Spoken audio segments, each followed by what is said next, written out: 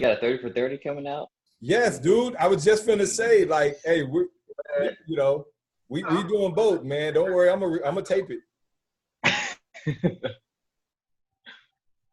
I'm gonna record it, bro. But yeah, man. I'm recording right now, so Derek's gonna edit it, so it's all good. Yeah, I'm just gonna fix it. So yeah. Derek will just fix it. It'll be fine. Make sure you use the touch-up. Yeah, I was just going to say that. Make sure you use that touch-up filter, bro. You still have the YouTube channel, right, Terrell? Yeah, I figured that's what we were gonna do. See, Derek was saying we're not gonna post it. The video ain't gonna go nowhere. He was saying that earlier. I didn't say we weren't gonna post it. I just wasn't sure because I don't. Terrell's the one who made it. So I don't know what we have. I mean, it's there. So like literally, it's just a matter of logging in and posting the video.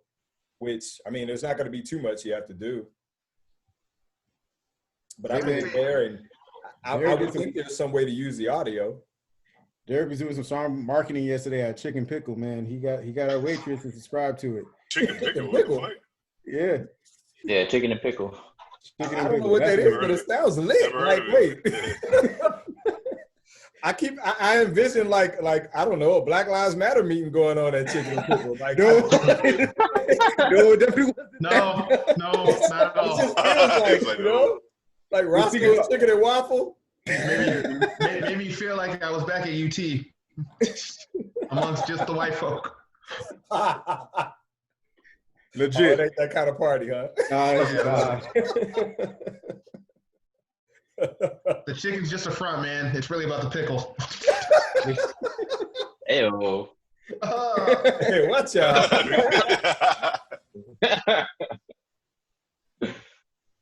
All right. So I have all the quotes pulled up. I got the Drew Brees quote. I got the Drew Brees apology. I got his wife's apology. I got Roger Goodell's apology. What?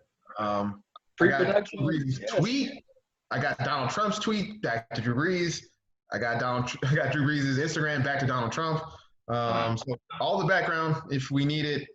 Hey, share them joints on the screen too. Can you share it on the screen? Probably got it on his phone pulled up. Does it give you that option? I have it on the laptop. I have it on the laptop. It should allow you to share it. Yeah. If it allows you to share it on the screen, do it. Like when we get to whatever subject. Share screen. Let's just test it out before we get going.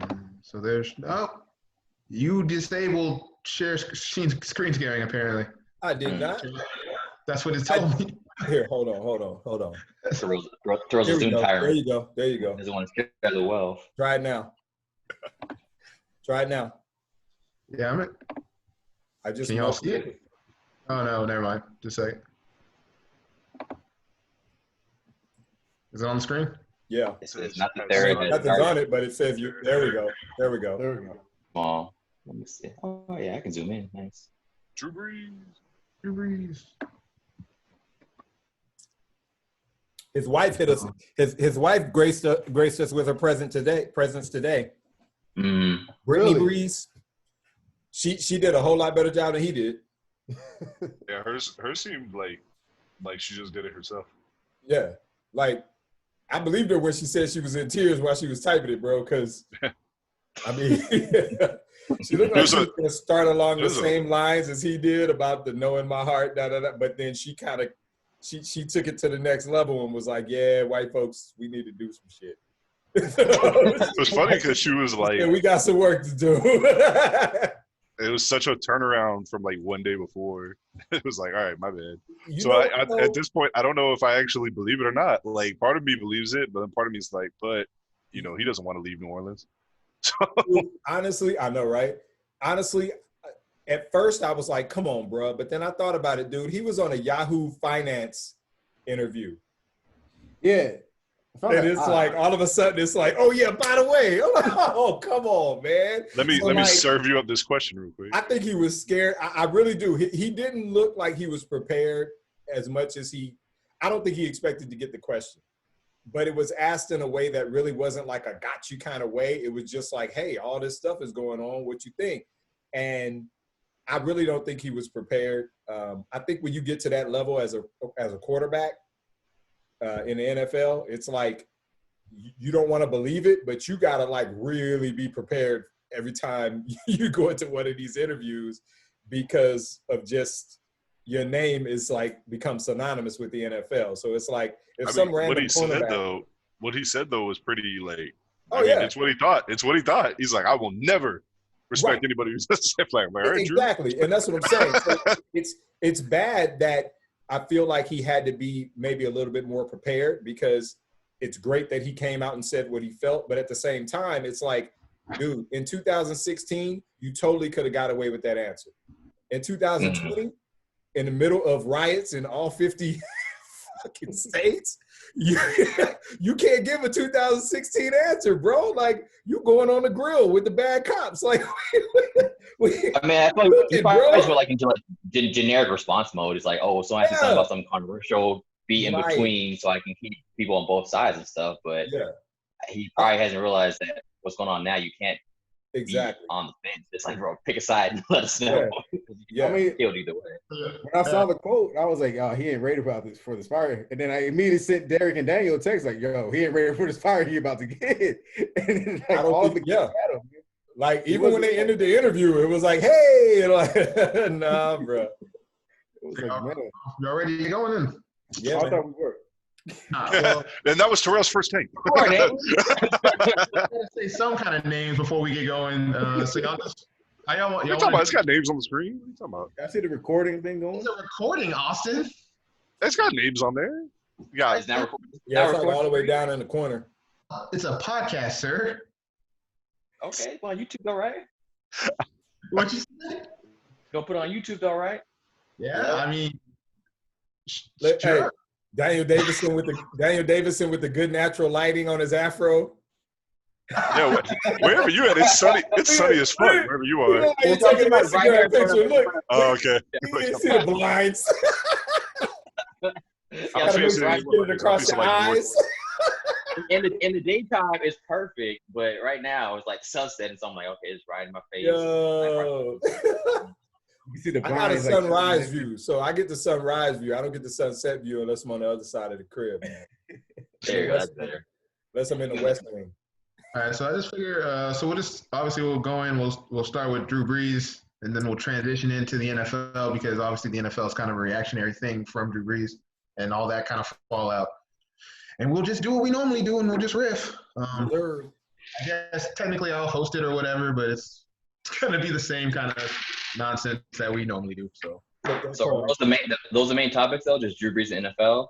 Yeah. Or we're gonna talk about the NBA trying to come back, all that stuff. I figure we'll say that for next week, because we're gonna. I'm pretty sure we're gonna chew on this for a while. So I didn't want to stuff it full of too much stuff. I'm pretty sure a few extra things are going to come out about the NBA since it's not going to be till the end of July. So there's going to be some more juicy stuff probably this week coming out. So yeah, I figure we can hold off on the NBA and be all right with it. So I'll just keep it to the NFL. The protests, like obviously, I don't know obviously, but I think we'll probably divert off track and get into some of the general stuff that's going on in the world and our kind of takes on that as well. So we got a lot to chew on. I feel like we don't need the NBA this week necessarily, and we'll be all right with holding off on it. So, if for whatever reason we need to throw it to the NBA topic, we can. Austin, we don't have any like questions or stuff, right? Oh hell no. I mean, I had a question topical to this, but not like from anybody. Does anyone have? Is this your king? I mean. Ooh, I mean, fuck. J.K. Rowling wouldn't shut the fuck up today. I can go there. Oh my god, dude! Turns out J.K. Rowling's a turf, but we already knew that. But like, she just won't shut up about it. So whatever. It sounds like you have one. So I'm gonna let Austin roll on that. I'll just use an old commercial. You don't need to do anything with that since we not in person and shit. So that's. By the way, I apologize in advance if my cat jumps up. I'll just push her ass down. Oh, it's okay. It's okay. Both of my kids are probably gonna come in here at some point. I'm not even gonna pay attention to them. And then mayhem. How we're gonna start it? Obviously, we're gonna still do Terrell's first take because that's funny and I like it. And then Ed had something he wanted to say, so we're gonna have Ed's. I mean, it's associated with Drew Brees, man. You know, I'm gonna rant a little while on Drew Brees. Right. Second take. I like Ed just being chilling. Yeah, you can start us off there. Yeah. Followed directly by Ed's second take. All right, let me get my notes out. Hold on. All right. Yeah, rocking the target too. Yeah, and this was not intentional neither. Like, was it? Oh, bullshit. They don't sponsor I was like, I was shirtless right now. Why give all the free promo? Dang. Bullshit. I was shirtless when I first came on. I was like, oh crap, I got to put a shirt on. Did you really sit down and fresh shirtless? Bro, I'm fresh out the shower just like. It's because you had his fucking silhouette all dark. You didn't know. All you getting is a tank top and this dad bod. No, but and like, so I was supposed to do laundry today, but we were spent like the entire day out, so it's like none of my laundry got done. That's true. Target, it is. So.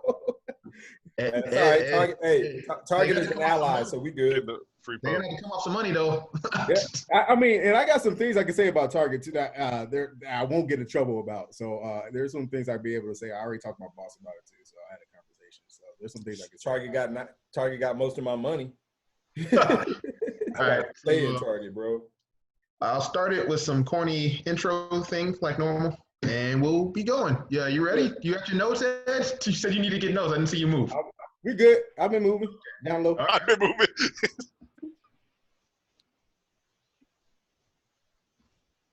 All right. Guys. Yes. We back, baby. Whoa!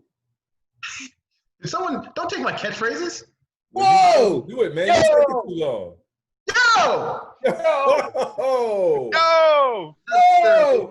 Of the weekend is, of course, your man, Dr. Lewis. Everybody. No, Daniel, I thought with all this time off, you would have fixed this. It is not the third, the one and only, Dr. Lewis, not the third. As usual, we got the usual suspects, of course. Daniel Davidson, still messing up my name. He's here. Say hello to people, Daniel. What up? Daniel, we're on camera, but it's still an audio format, so I need you to speak as well instead of throwing up peace signs and all that stuff. Nah. Can you hear me? Nah, I did hear you. You did speak eventually. Oscar Rosina's in the building. Rosina. Okay, thanks. You all just gonna throw up peace signs, or y'all just gonna mess with me? Love and peace, man. That's what we need. Love and peace. Ed White, the actual third, is also here. Trey Blanco returns. Oh, 2 peace signs. Yeah. Both barrels. Of course, Thespian Poppy returns as well. Terrell Huff. Yes, sir. Yes, sir. Get my kids in the act. Oh, we saw that your kids are now more famous than we are as well. The whole Huff family is more famous than us. So maybe they'll get some shine on the Trying to chase that paper, homie. Trying to chase that paper, homie. And the genetics, yo. It's all the genetics.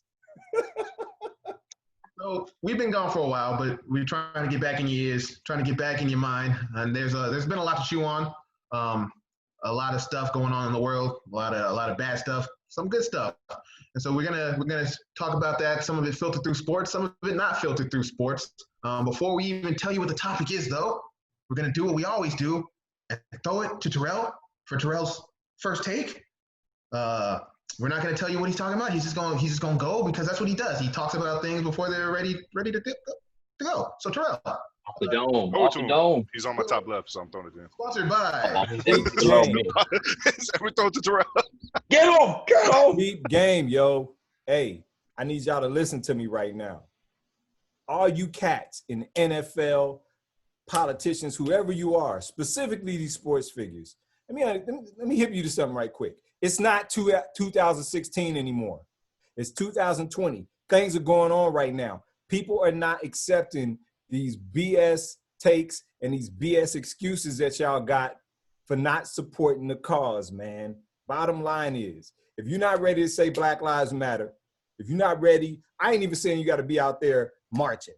If you ain't ready to say Black Lives Matter, if you ain't ready to sit down and have conversations with your Black teammates, friends, family members, everybody that you know, if you're not ready to sit down and have a conversation that doesn't start off with I this or I that or I this, and you can't just sit down and say, hey, tell me what your perspective is and listen. If y'all not ready to start doing that, don't go on TV and be doing interviews. Don't go on podcasts and be talking out your ass. Please stop doing this stuff, man. because we didn't have to basically flame. And cancel culture don't need no more victims than they already got right now, especially right now.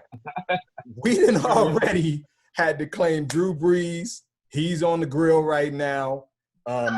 Cops is on the grill right now. We got politicians on the grill right now. We got a lot of people. Huh? Vic Fangio.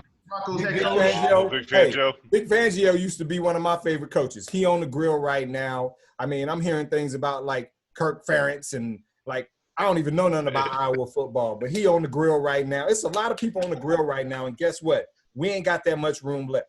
So all you people that's sitting there right now, even not just white people, black folks too, Latinos, anybody that's sitting there right now and thinking that you finna try to give an answer to a question about what's going on right now, and you trying not to hurt one side or the other, or you don't want to alienate somebody, or you don't want to mess with an endorsement, or you don't want to do this, that, the other thing, just decline the interview.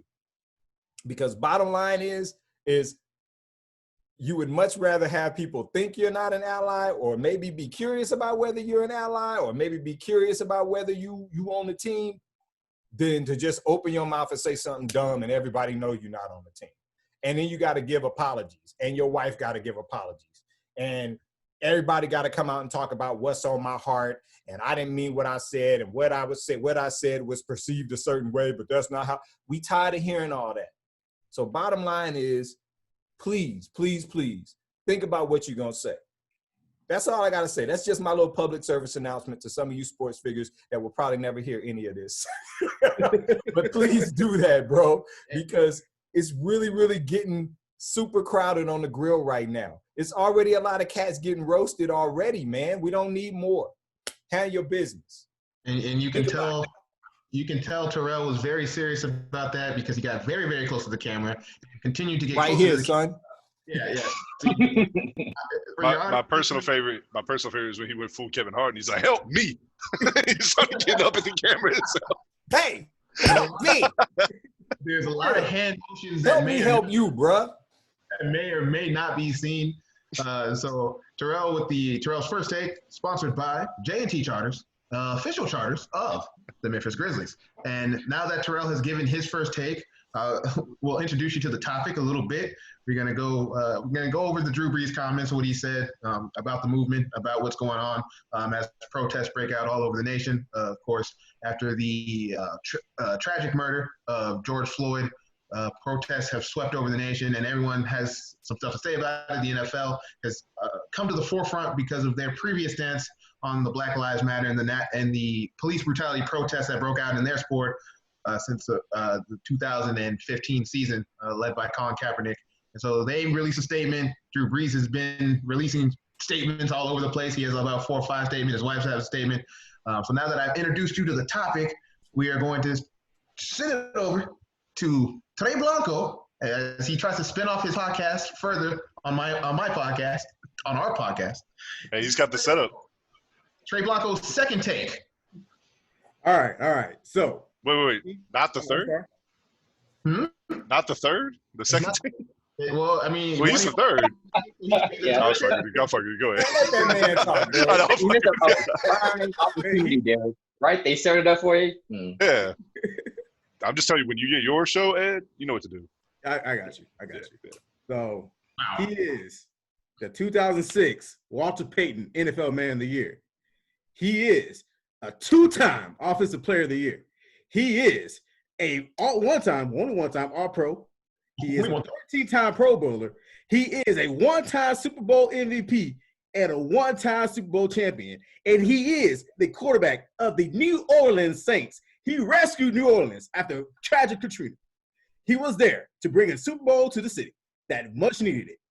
He was there to back the people up because they needed the buildup from Katrina. Tragic Katrina.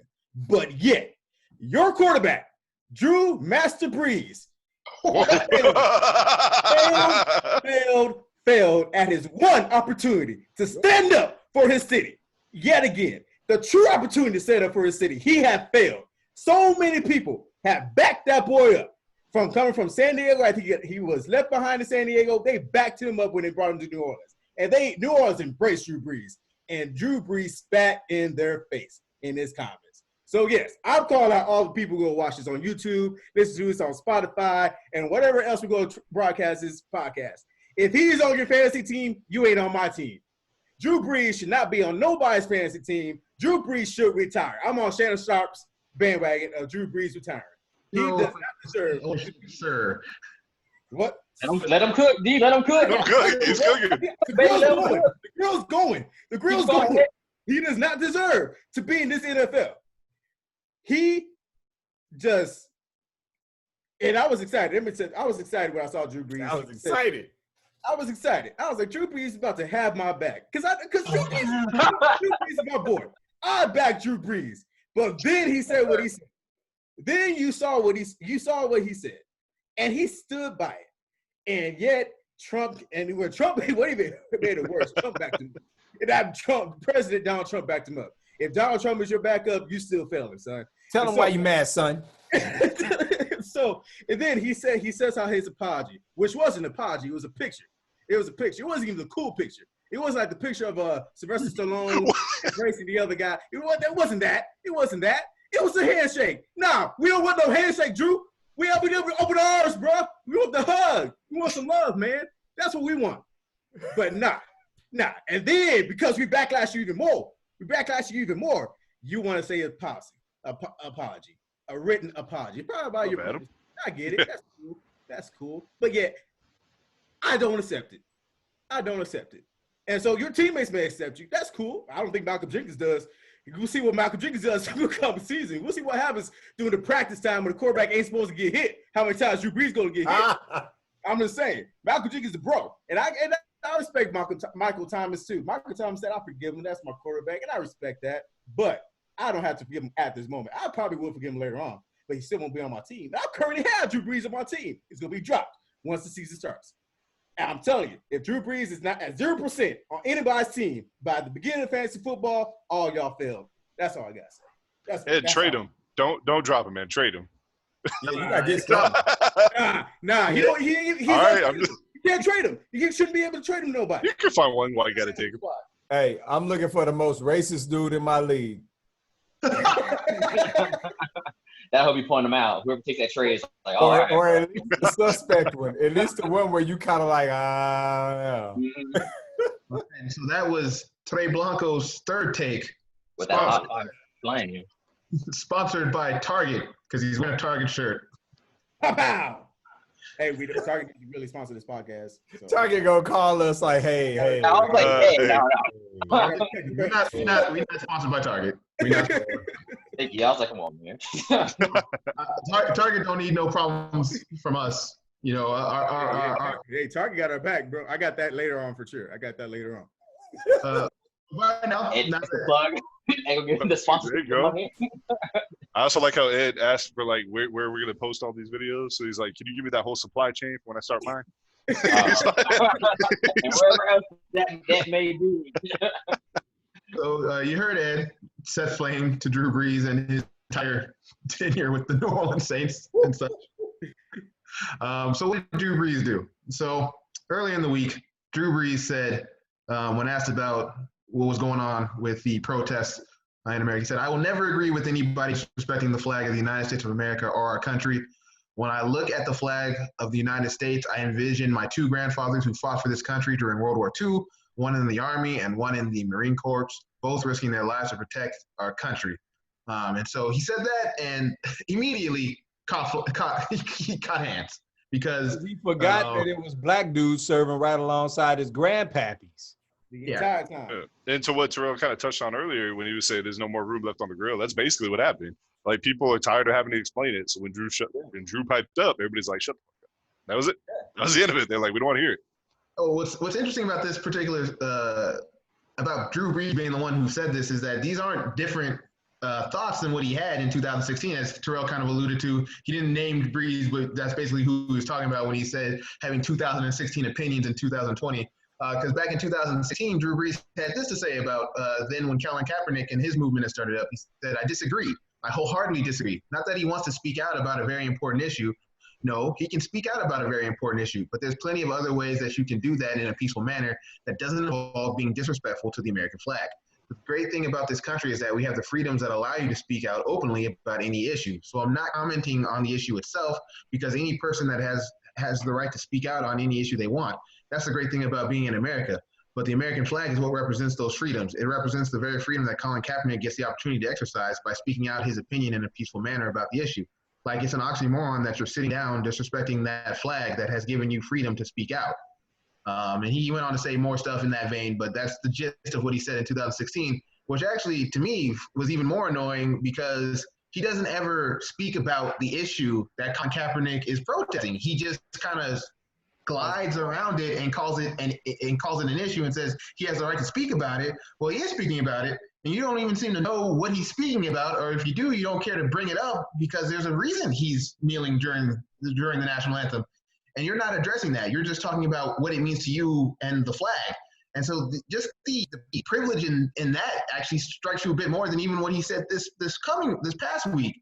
And so I'd already, because I was covering the Seahawks during that time, I was covering the police brutality protests and all that kind of stuff. So I'd heard these quotes back in the day, and I was already kind of like, all right, Drew Brees, I'm kind of done with you. I didn't go as hard as Ed because he's on my fantasy team this last year, but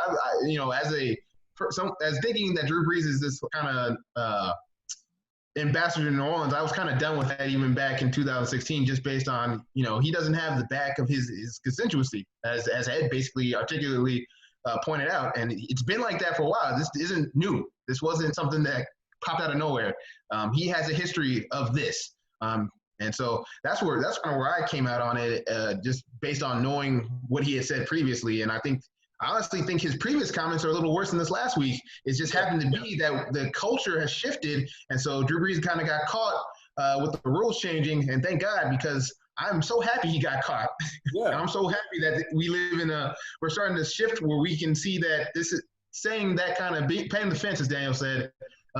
We no longer about that. You get on board or you get off. Right. And so, that's basically the corner Drew Brees found himself in. Well, I touched on something that Terrell said earlier during his first take. I know he had mentioned that, if you're not down for Black Lives Matter, then don't do the interview and just, stay quiet or whatever. I think in our current climate right now, that's not acceptable either. Like, now they're going to people saying, what is your stance on this? I don't want you to say, well, no comment, or I don't want to talk about it. It's like, no, you have to have a stance on it and let me know what it is. So if you don't do an interview, if you don't give a stance, then that kind of puts you on that other side, because from that fact, then either you don't get it, or apparently you don't care, or something. Because seeing a video like that of someone getting murdered on screen has to make somebody feel something, right? So it's like, you have nothing to say about that, like no comment at all. So that's why I feel like it's not just, you can't just be quiet. Like, now, if you're a public figure, which Drew Brees is, like they said, he's like the face of course, the Saints.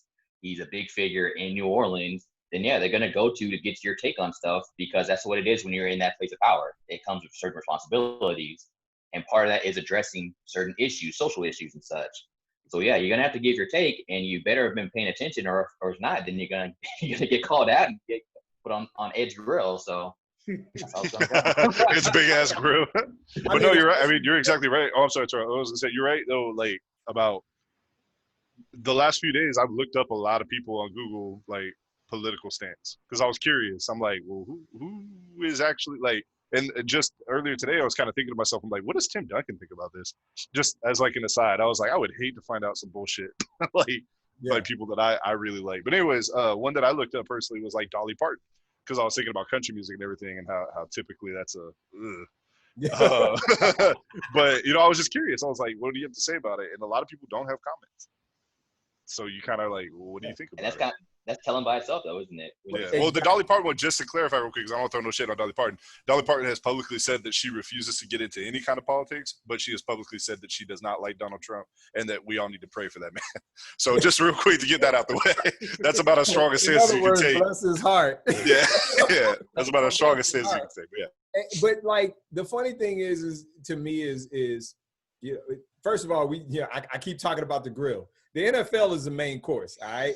There's a few pieces of corn off to the side, and we got a couple of shrimp kebabs. But let's be clear, like, he's right there next to the NFL, because bottom line is you can't not give a more nuanced answer to anything regarding what's going on right now when you consider what the NFL did. And the sad thing is like, it's sort of been overshadowed what Goodell said the other day, mostly because one, people think he's full of shit. The other part of it is that it's been overshadowed because it's like both of you, in my opinion, Breeze and Goodell / the NFL, both of them should have said that man's name. Both of them. Yeah. Because bottom line is, both of you continue to push this, you know, there's this, the legacy, the NFL, and we have this fan base, and that fan base isn't going to tolerate anything that looks like a lack of patriotism. And then you carry that over to Drew Brees, and he's essentially towing that exact same line, almost to the extent that you think somebody said, hey, Drew, you're one of the biggest, you know, names in the league. We're going to need you to toe this line for us because you carry a lot more weight than I'm sorry. So Ed's Grill, baby. Look at Ed did. Okay, good. Let me see. Oh, you have it on. Put it on a tile view instead of a. Yeah, but like, Ed's got a little picture of a grill behind him now because you know. Look at that smile.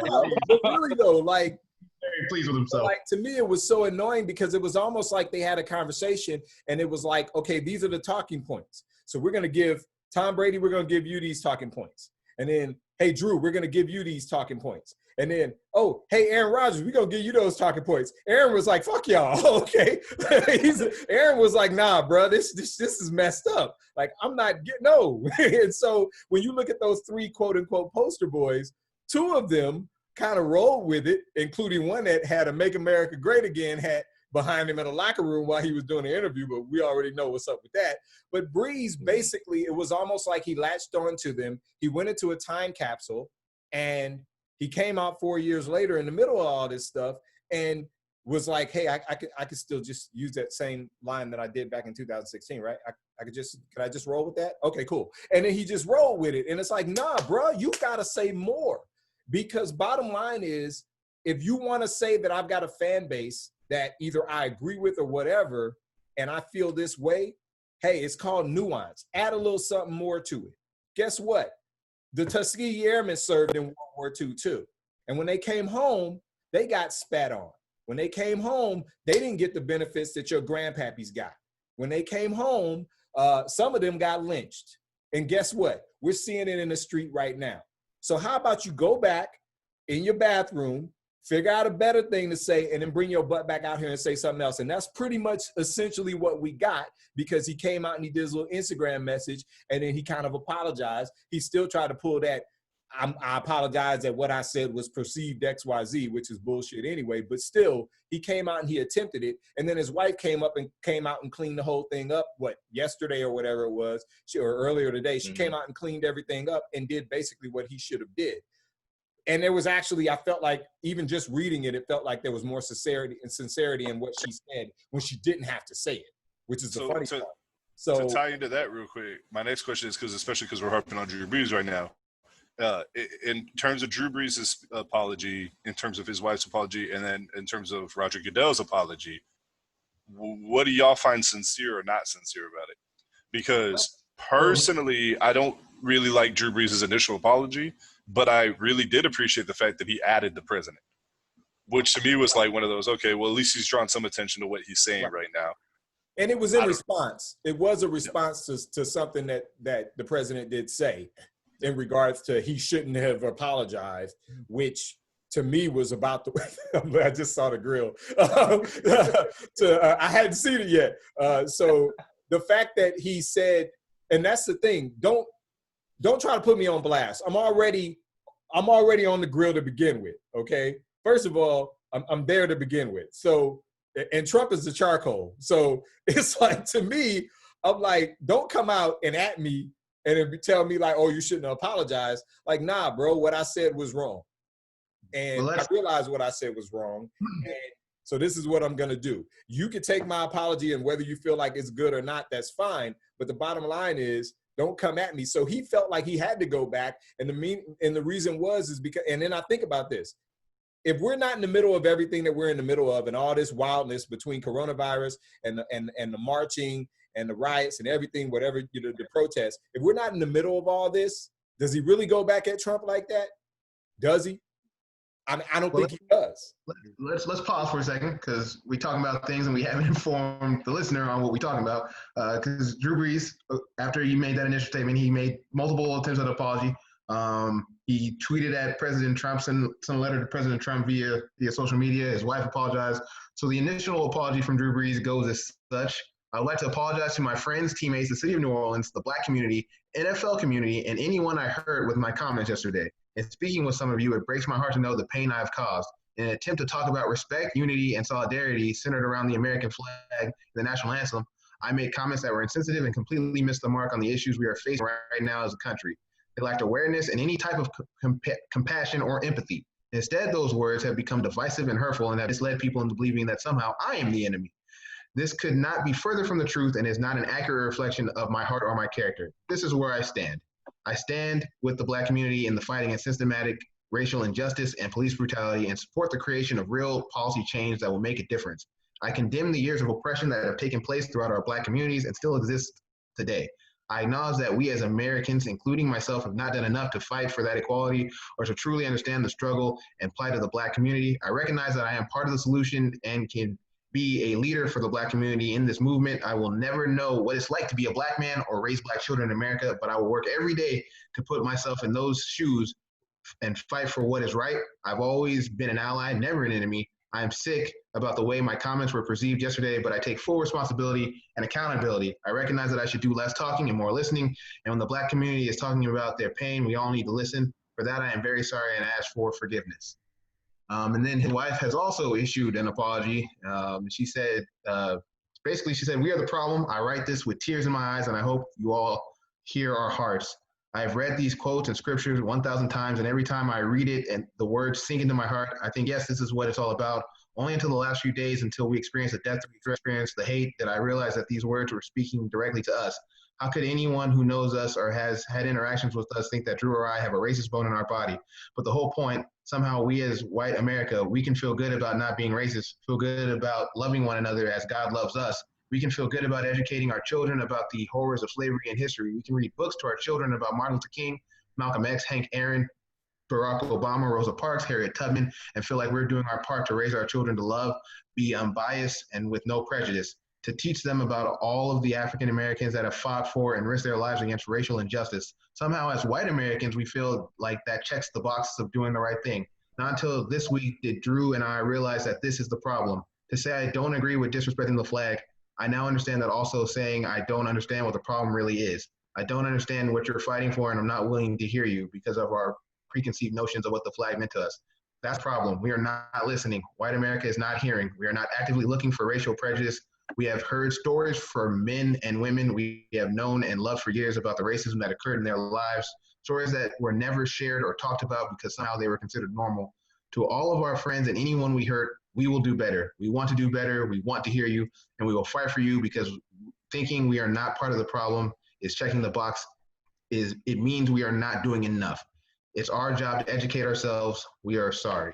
And so those were both their statements. And then Drew Brees goes into a back and forth with Donald Trump, where Donald Trump says Drew Brees shouldn't have apologized. Basically, Drew was like, hey, man, I've come to understand that this was never about the flag. And we need to make some real changes and things of that nature. So that's kind of I'm not going to read the whole back and forth with him and Donald Trump. You can go kind of find that on yourself. But now you're kind of caught up on where the apology is. And, we can kind of go into what those apologies mean because, frankly, they're trying, right? And so you want to give them points for trying. They clearly are making an effort. I like it's like, no, I'm sorry, but it was like, nah. I want to. The wife's apology is a little better. It's still both their apologies are tinged with making it about them. Yeah.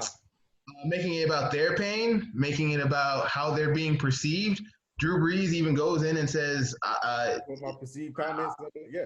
Yeah. And I'm not the enemy. I was never the enemy. Well, man, when you're not really understanding the problem, that makes you the enemy, man. So you can't really sit here and say, I've never been the enemy. Clearly, in some ways you've been hindering progress. Right. And you need to acknowledge that. And there wasn't, to me, enough of that, especially in Drew Brees' statement. But again, they are trying. I don't know. It's hard for me because, like I said, this isn't some opinion they formed on the fly. This has been the opinion for a long time. You had the opportunity to lead on this, and you missed the mark.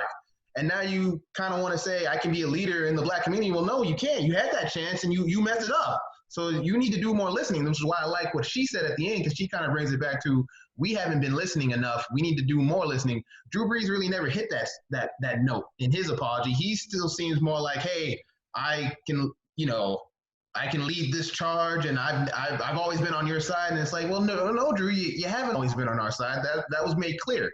You made that clear twice over the last 4 years. It's probably more. I wouldn't say that. I would say he thought he was on our side. He was a leader from what his own notion of being a leader for people is. Right. But what he found out recently is that no, the way that you're thinking, the way you're acting, that's actually not helping us at all. It's actually hurting us now. Mm. So that's why I kind of like a quote that she said in her statement and stuff about, you know, them kind of trying to figure out that they were the problem, because the reason why they got to that point, or the reason why they were the way they were before, is because of willful ignorance. So I don't think either of them are racist or anything like that, but they had their stance on the flag. They know how other people felt about the flag, but they didn't really take the time to go out and learn about other people's point of views or why they feel that way about, you know, kneeling and all that kind of stuff too. Drew Brees probably was like surprised by the backlash and stuff, because he probably never thought about how his Black teammates are feeling about things that are going on as well. Like, he probably doesn't know how much it affected them, how personal it is, how important it is to him. That's why he's like, oh, well, you know, I'm always, you know, friends with everybody, and I just love all people or whatever. But it's like, no, it's bigger than that.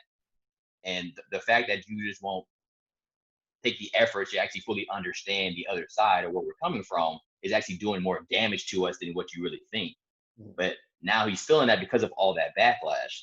So that's why I feel it does make sense that they're kind of talking about how they feel about the situation and stuff, because the problem was them and how they felt, but only since they got all this venom and backlash and everything, they kind of had to now look inside to see, okay, well, what really is going on?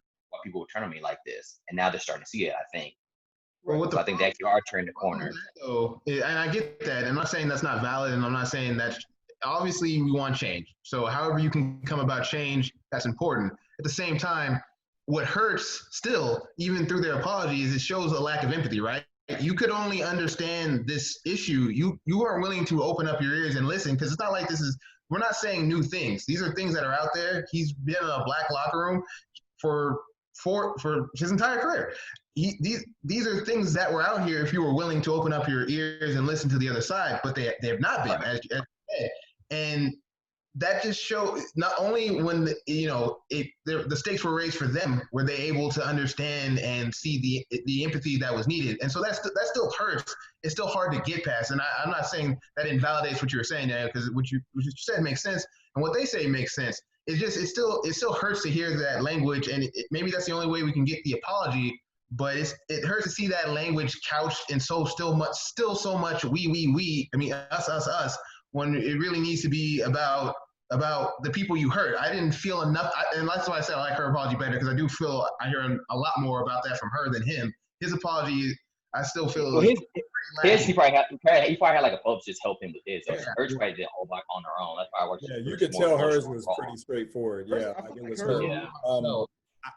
I will say this though, what I got out of this situation, and it's interesting because it was almost like when he first said his initial statement, it really felt like when all his teammates started chiming in on Twitter and whatnot, it really felt like that's basically what everybody in America is going through right now. If you're a Black person and you have white friends that unfortunately are very similar, and I think we may all know that person, it's not often though. It's like, oh, but I know a ton. No, it's not. But when you think about it in America, it's like a lot of Black folks have that friend or a group of friends that really don't get it. And they really do have a similar response to what Drew Brees had. And we saw it playing out, but we saw it playing out on social media and everything. And we saw it kind of affect him. We can argue about whether or not it was sincere. We can argue about whether or not he really, really did see, quote, see the light, or if it was just one of those things where it's like, holy crap, I'm getting flamed, I'm roasting, I need to do something. But bottom line is, we saw a conversation play out that really, if it hasn't already, needs to play out with every person across the country that is an African American that has white friends or friends or just other friends that maybe don't understand this situation and how. Ed, I want to. Yeah. Oh, I'm sorry. I was going to say, Ed, I want to let you cook, but I want to real quick touch on one thing about the language of it, because I know you got some stuff to say on that. Real quick, I want to touch on the language. Two things in particular. One, we already said it, but I know that we feel like hers was more sincere. For me, she won me over, at least in the apology department, when she said, "We are the problem," because that's a me statement. That's taking ownership of what's going on. And I was like, you know what, that's cool. I respect that part of it. I don't know for sure how much of it's sincere or not. I think I have to at least give them the benefit of the doubt, in the sense that, to us at least, it's so easy. Like it's common sense. Like this is like not it's very nuanced. No, this is night and day. Like is the sky blue? Something simple like that. So maybe he did just get it. Maybe he just finally understands what's going on. Right. And I have to give him the benefit of the doubt until I hear otherwise. But I was something that we'll probably touch on later, but I want to touch on something else in the language of hers that I've been hearing a lot of lately. She cited specifically, I believe she said MLK, Rosa Parks, and Harriet Tubman when she was talking about it. Those are three of the most popular white aspects of slavery. And the only reason I say that is because that's still the white entry point into this conversation. So to me, it doesn't show that they really know all that much about it. To me, it just shows like, oh, you know what? All those stories we learned in history class are true. Like, to me, that reeks of phoniness, but it's not her fault necessarily. She just doesn't know anything. Right. She's doing what everybody else would. Yeah. And that's why I kind of felt by Drew Brees' apology. He's doing what everyone else would have said in his mistake. You know what I mean? Right. I feel like he didn't really reach out to Michael Thomas or Malcolm Jenkins and really talk about, hey, why isn't the flag, why isn't kneeling disrespecting the flag? Like, what is it? Like, ask the questions. If you don't know, ask. Like, don't and if you're Drew Brees, ask in New Orleans, Louisiana. Ask the questions. They're going to explain it to you. So that's why I don't feel like Drew Brees' apology was sincere, because I feel like he still doesn't grasp what the issue is. He had 5 years to figure it out. You know what I'm saying? But he's still focused on the fact that it's disrespecting of the flag. And it's like, if the flag has nothing to do, the flag didn't earn our freedoms. It was a black, white, and the few Latinos who were fighting in those wars that got us freedom. It wasn't the flag. It's like, yeah, we're not disrespecting the flag. And in some cultures, in many cultures, shaking the knees is a sign of respect at the same time. And so, and even at that, if we're going to go to the national anthem doesn't represent America neither, if you actually listen to the national anthem. But that's another topic for another day. But by the way, fuck the NFL taking money for the go ahead. But that's like, I hear what his wife is saying. I could see how, like you guys said, I can see where her sincerity of it. But if Drew Brees would have said that, then I can say, all right, you get it. I still don't believe he gets it. I honestly don't. He doesn't get it. Roger Goodell, I feel like he doesn't get it neither. And so there's a whole lot, and there is not just an NFL aspect, like Austin said, and like Terrell said, there's people in our lives that don't get it. And I had a conversation on Facebook Messenger with someone who didn't get it, and I explained to him, hey, it's not about the flag, it's not about the military, it's about how our people are treated unjustly by brutality, by their own citizens, our fellow citizens that were mistreated, and as a consistent basis of mistreatment towards us. And she still didn't get it. I said it to this way. I was like, what if it was me who got killed? How would you feel? She goes, oh, I get it. It's like, that's another thing. We have to make it personal sometimes. It's sad that we have to make it personal when we explain it to people that if it was myself, Terrell, Derek, or Daniel, if it was us, how would you feel in that matter? It's like, you should feel the same. And so I said it earlier. I was like, when you saw the man, we all saw that man die. We all saw George Floyd die. We saw him take his last breath. We saw them pick up a lifeless body and put it on a gurney. We all saw it. And we all saw the reaction of the cop when he died. Yeah. No sympathy, no remorse, nothing. And that should get you burnt up. black, white, Hispanic, you should feel something about that. You should feel something about that. And so, but the fact that it's about on black lives, man, it's like if you don't get it by now, when you'll get it? When are you gonna get it? Well, the interesting thing about it is it feels like, and that's why maybe Drew Brees might get a little more benefit of the doubt than maybe he would have otherwise, is that it feels like there's a lot of people waking up and starting to get it right now. For whatever reason, it feels like there's a lot of people who, like I was saying earlier in a conversation that was off camera, it was not even with you guys, it feels like some people who were quote unquote woke have now gone to that next step in their allyship where they're doing even more than they were before. And people who were kind of, you would quote say were unwoke are now kind of waking up to that level of wokeness that our other friends were at. So it feels like everyone's kind of taking a step up in where they were, which is the interesting part about the Drew Brees thing, right? Because he went back. Drew Brees, literally the rules changed on Drew Brees within 5 years, and he didn't know it. He doesn't have the awareness to adapt and understand that. Yes. Like Terrell said with the 2016 answer in 2020. Right. And so literally, maybe Drew Brees has the same apology if this happens 2 years ago and it's the black athletes around the league come out and flame him, or maybe not, because maybe there isn't as much pressure from also white people who are also starting to get activated and say, hey, this is unacceptable. This thought process is unacceptable. You need to change. Maybe that also tipped it over the scales for Drew Brees to finally kind of get it and understand and see and at least examine himself and look inward and figure out what he needed to do and what he needed to think about to talk on this issue more intelligently. And so that's the interesting part, is that as the country is starting to seemingly shift on this issue, so then does Drew Brees get caught in that shift and becomes a living, breathing example of what that shift, he gets swept up into that shift, right? And so now basically Drew Brees is going to get side-eye from a lot of people. What he has to do is maybe what he needs to do is put his money where his mouth is and slowly rebuild that trust. I'm not someone who says, hey man, you changed your mind and you can't change your mind, so we're just gonna, banish you to the shadow realm. But you do have to earn that trust back a little bit. And so we'll see what Drew Brees does, how he chooses to purport himself, if he gets smarter on the issue, if he does start doing more listening than talking. And he'll have to take it from there and go step by step, because I don't believe Drew Brees is a bad individual. I don't believe a lot of people who have bad opinions, in my opinion, are bad individuals. But I do think that there is a lack of empathy and a lack of self-awareness and a lack of understanding and willingness to talk through the issue so that they can get the other perspective. And so they only see it through their very myopic view. Because if you live in an America where everything is hunky-dory and you don't have to fear for the police, then yeah, the flag can just represent all the nice things about America, about the United States. It can just represent the military and all the people who fought and bled for us. But for other people, when the flag is a symbol of the country, and that country is treating you poorly, it's not going to represent any of that. So that's not to excuse their privilege or to excuse their perspective and their bubble, but you do understand that. You do understand how that creates a protective bubble around them, and they have to be forced out of it. And it seems like this has forced a lot of people out of it, and Drew Brees has become a microcosm of what we're seeing overall in the United States. And to that, I was real quick to that. You're right.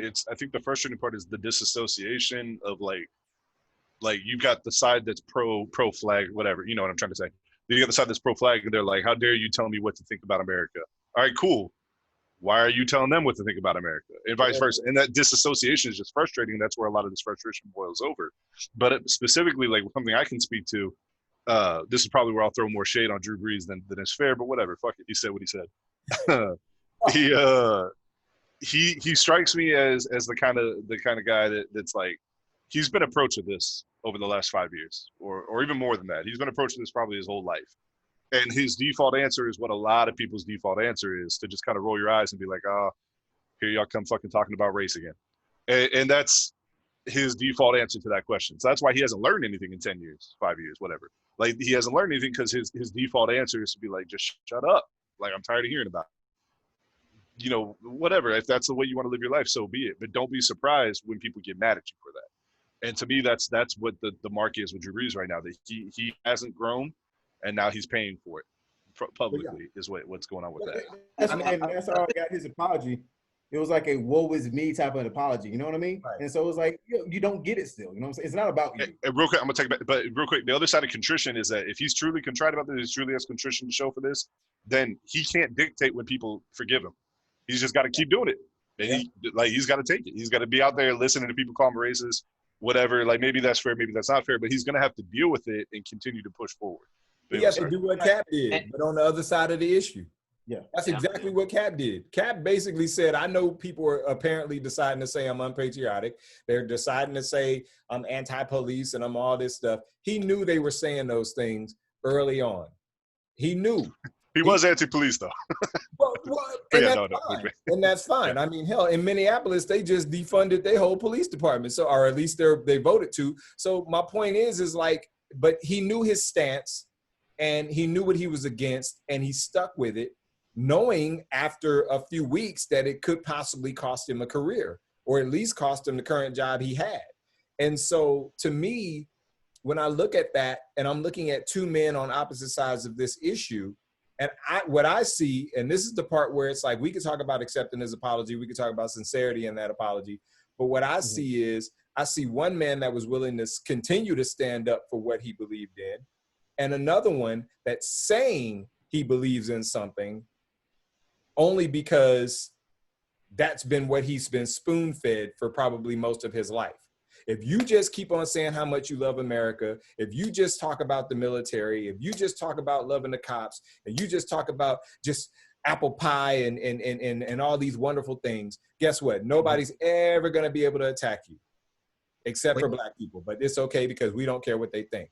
And that right there, to me, I'm seeing the two ends of it. And it's like, it's sad to me because if you want to talk about conviction and you want to talk about somebody standing up for something, regardless of what the repercussions might be, you would think that would be the person that would, in Cap, you would think that would be the person, regardless of how flawed a messenger he may or may not have been, you would have thought that would be the guy that America would get behind and say, yeah, man, you know what? This is what this dude is saying. These things are horrible. They're happening in our country. And this dude was willing to say, hey, I know I'm an NFL quarterback and I've got this platform and I might lose this platform, but I'm still going to stand up for what I believe in. And he's still doing it. Money's still being donated. His camp is still going on. He's still speaking. All these things are still going on with a man that doesn't have the platform that he had before.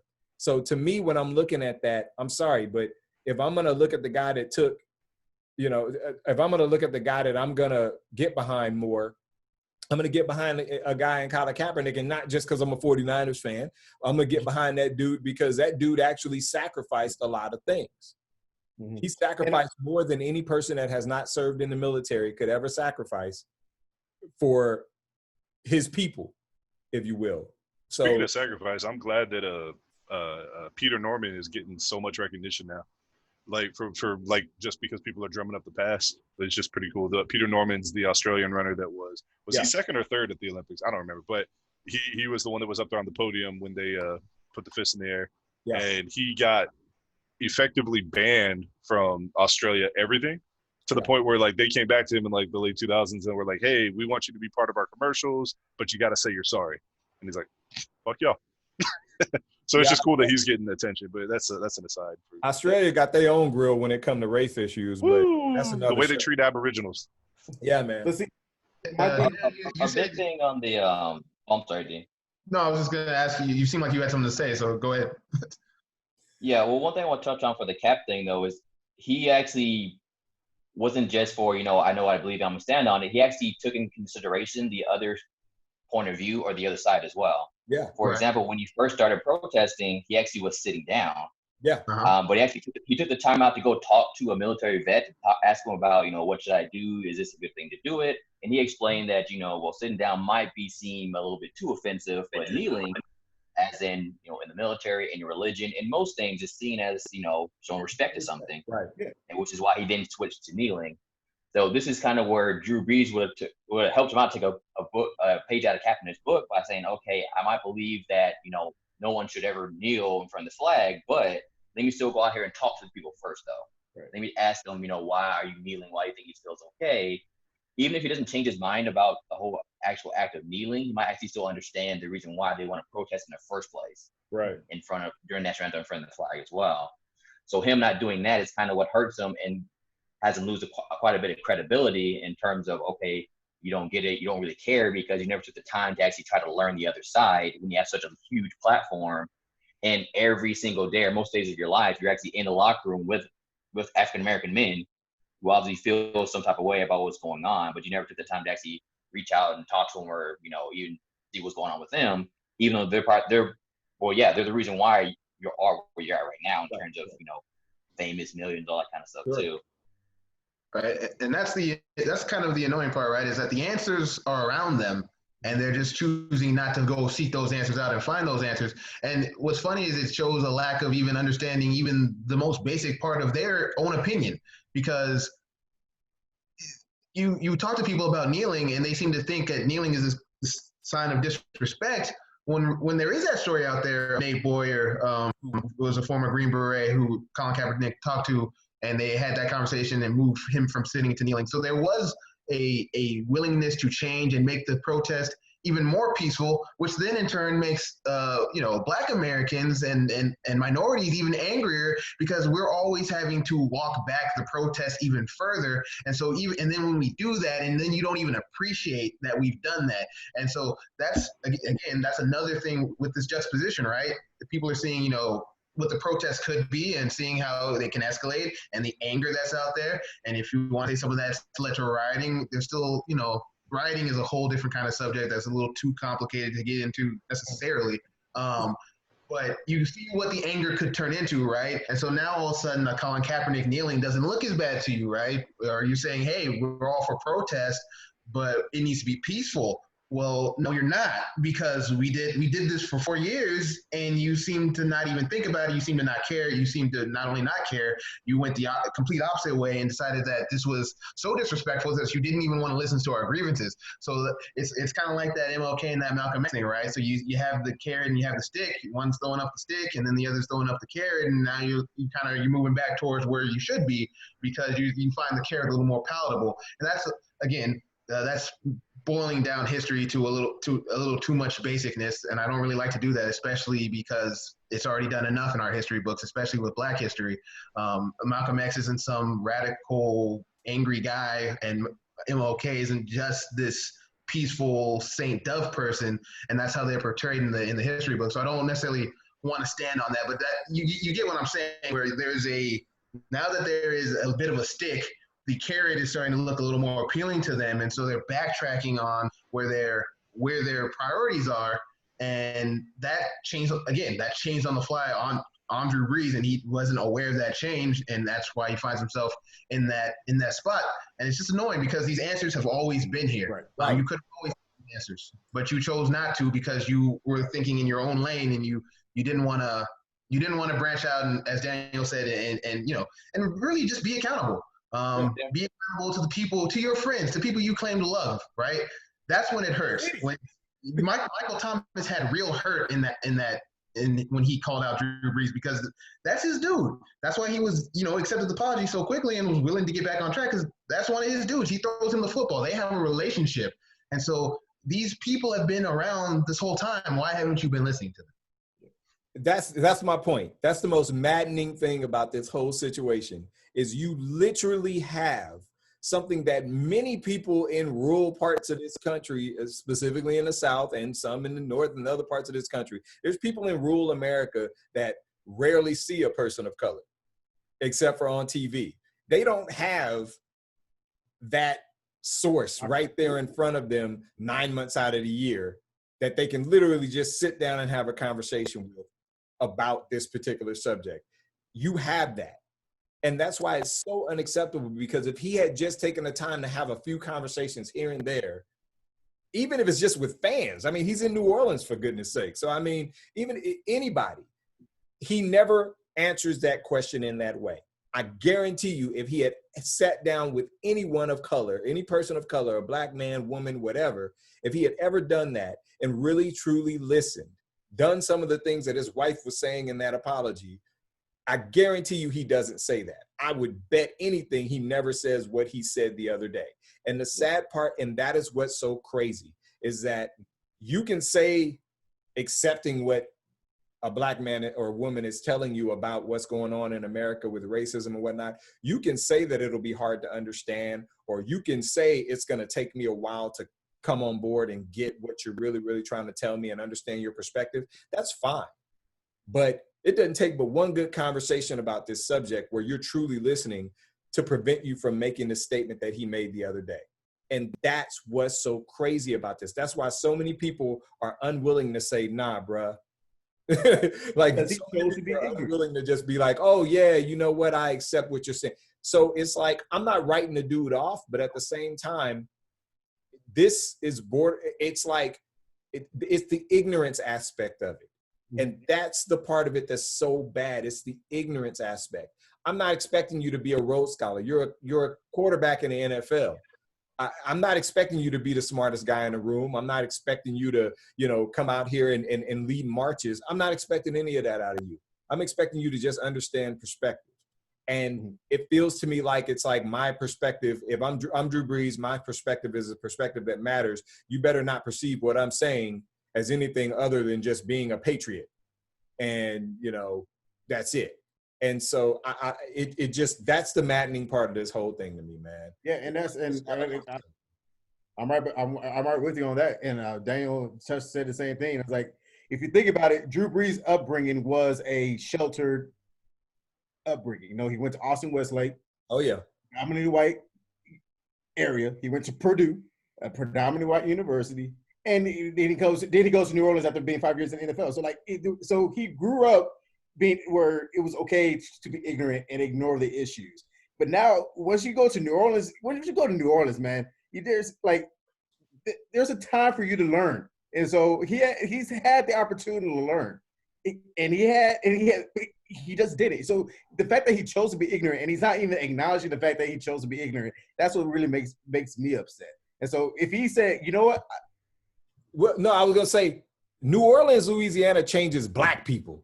That's yes. New Orleans, Louisiana changes black people, bro. It's almost like a rite of passage. Like, yo, have you been to New Orleans? Nah, bro, you got to get to New Orleans, bro. Like, black people change when they go to New Orleans, Louisiana. Like, I've never been to New Orleans, but I guarantee you if I go, when I come back, like, I'm not gonna be the same black man. I could touch on that. But like he chose to be ignorant, and once he acknowledged that he chose to be ignorant, maybe then I will be okay with what it said. But to touch Terrell's point about you change once you go to New Orleans. When my brother graduated from the Marine Corps, and he's a 19-year Marine vet, just retired, and living. So my brother's in the military.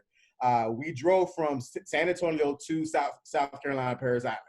And we drove the South. We drove through Alabama, Arkansas, Mississippi, Louisiana. We drove through all that. The Chitlin tour.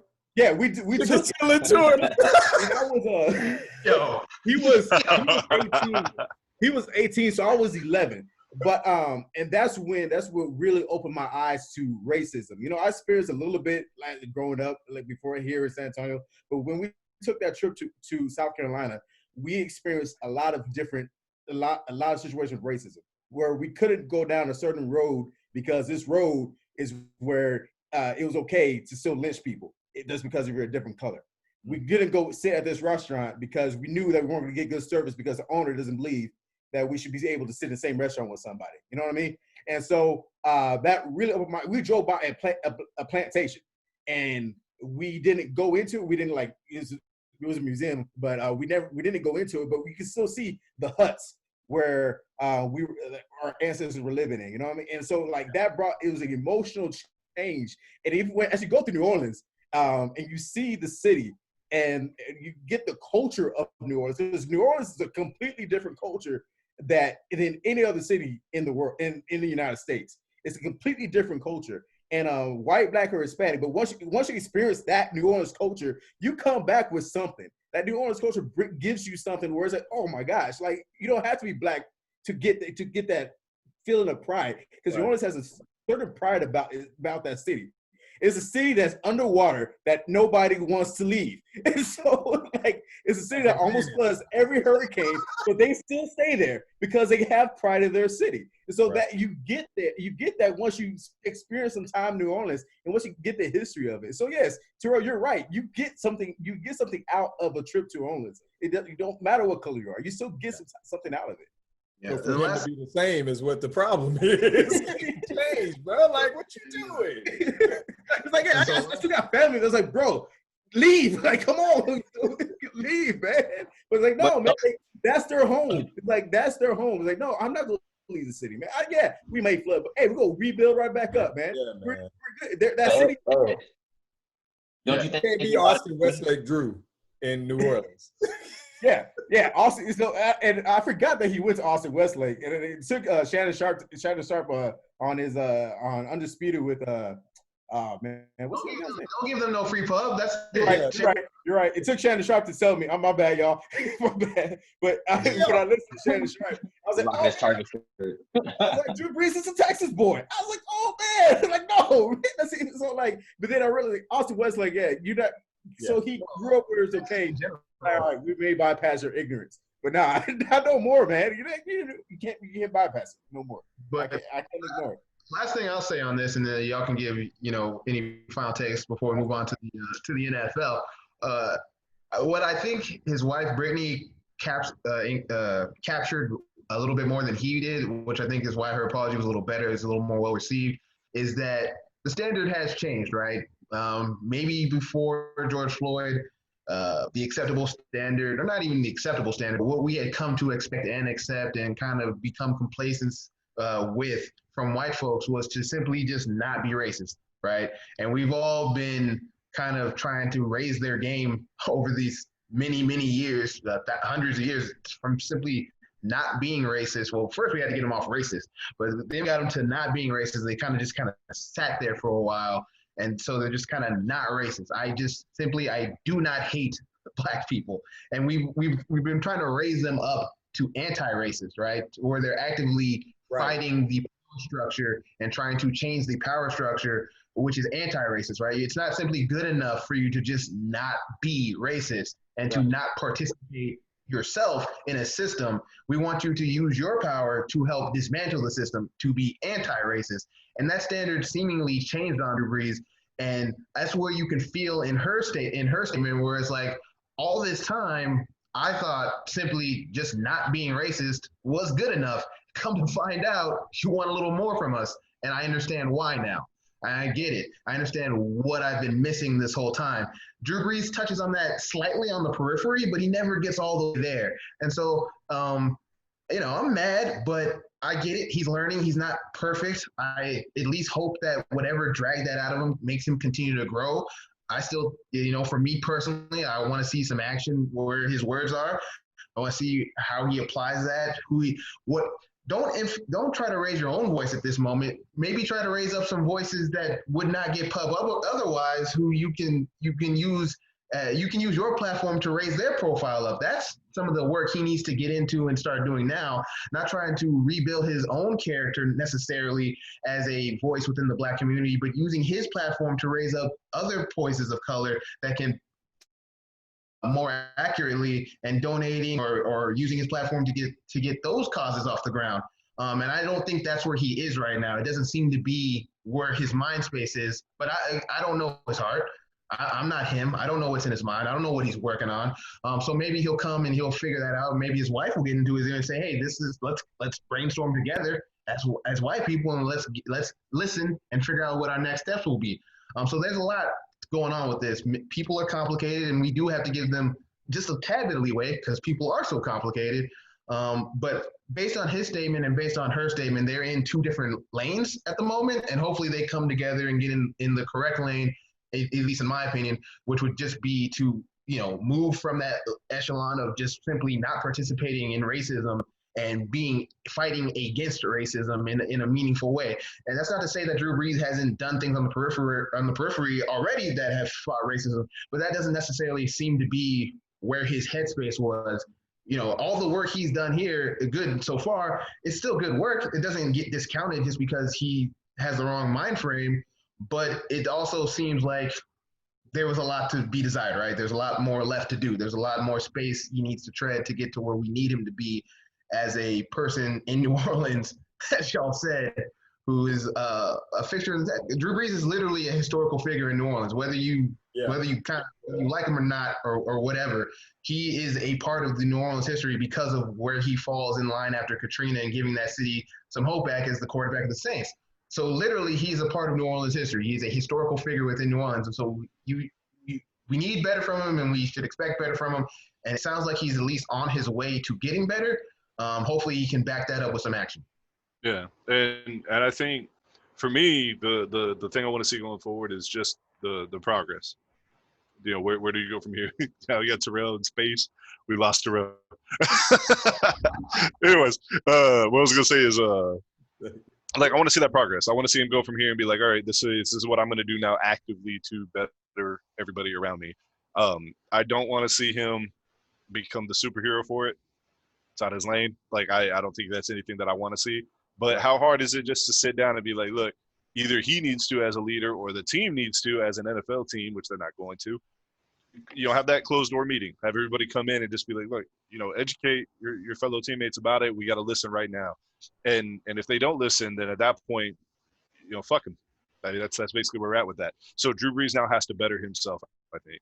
But I did want to touch on one thing that you kind of mentioned before about like I already forgot what you said. I apologize. But you said something about like the progression, the moving from racist to not racist, to racist or not racist to anti-racist. And that's where we're like shifting that barometer right now.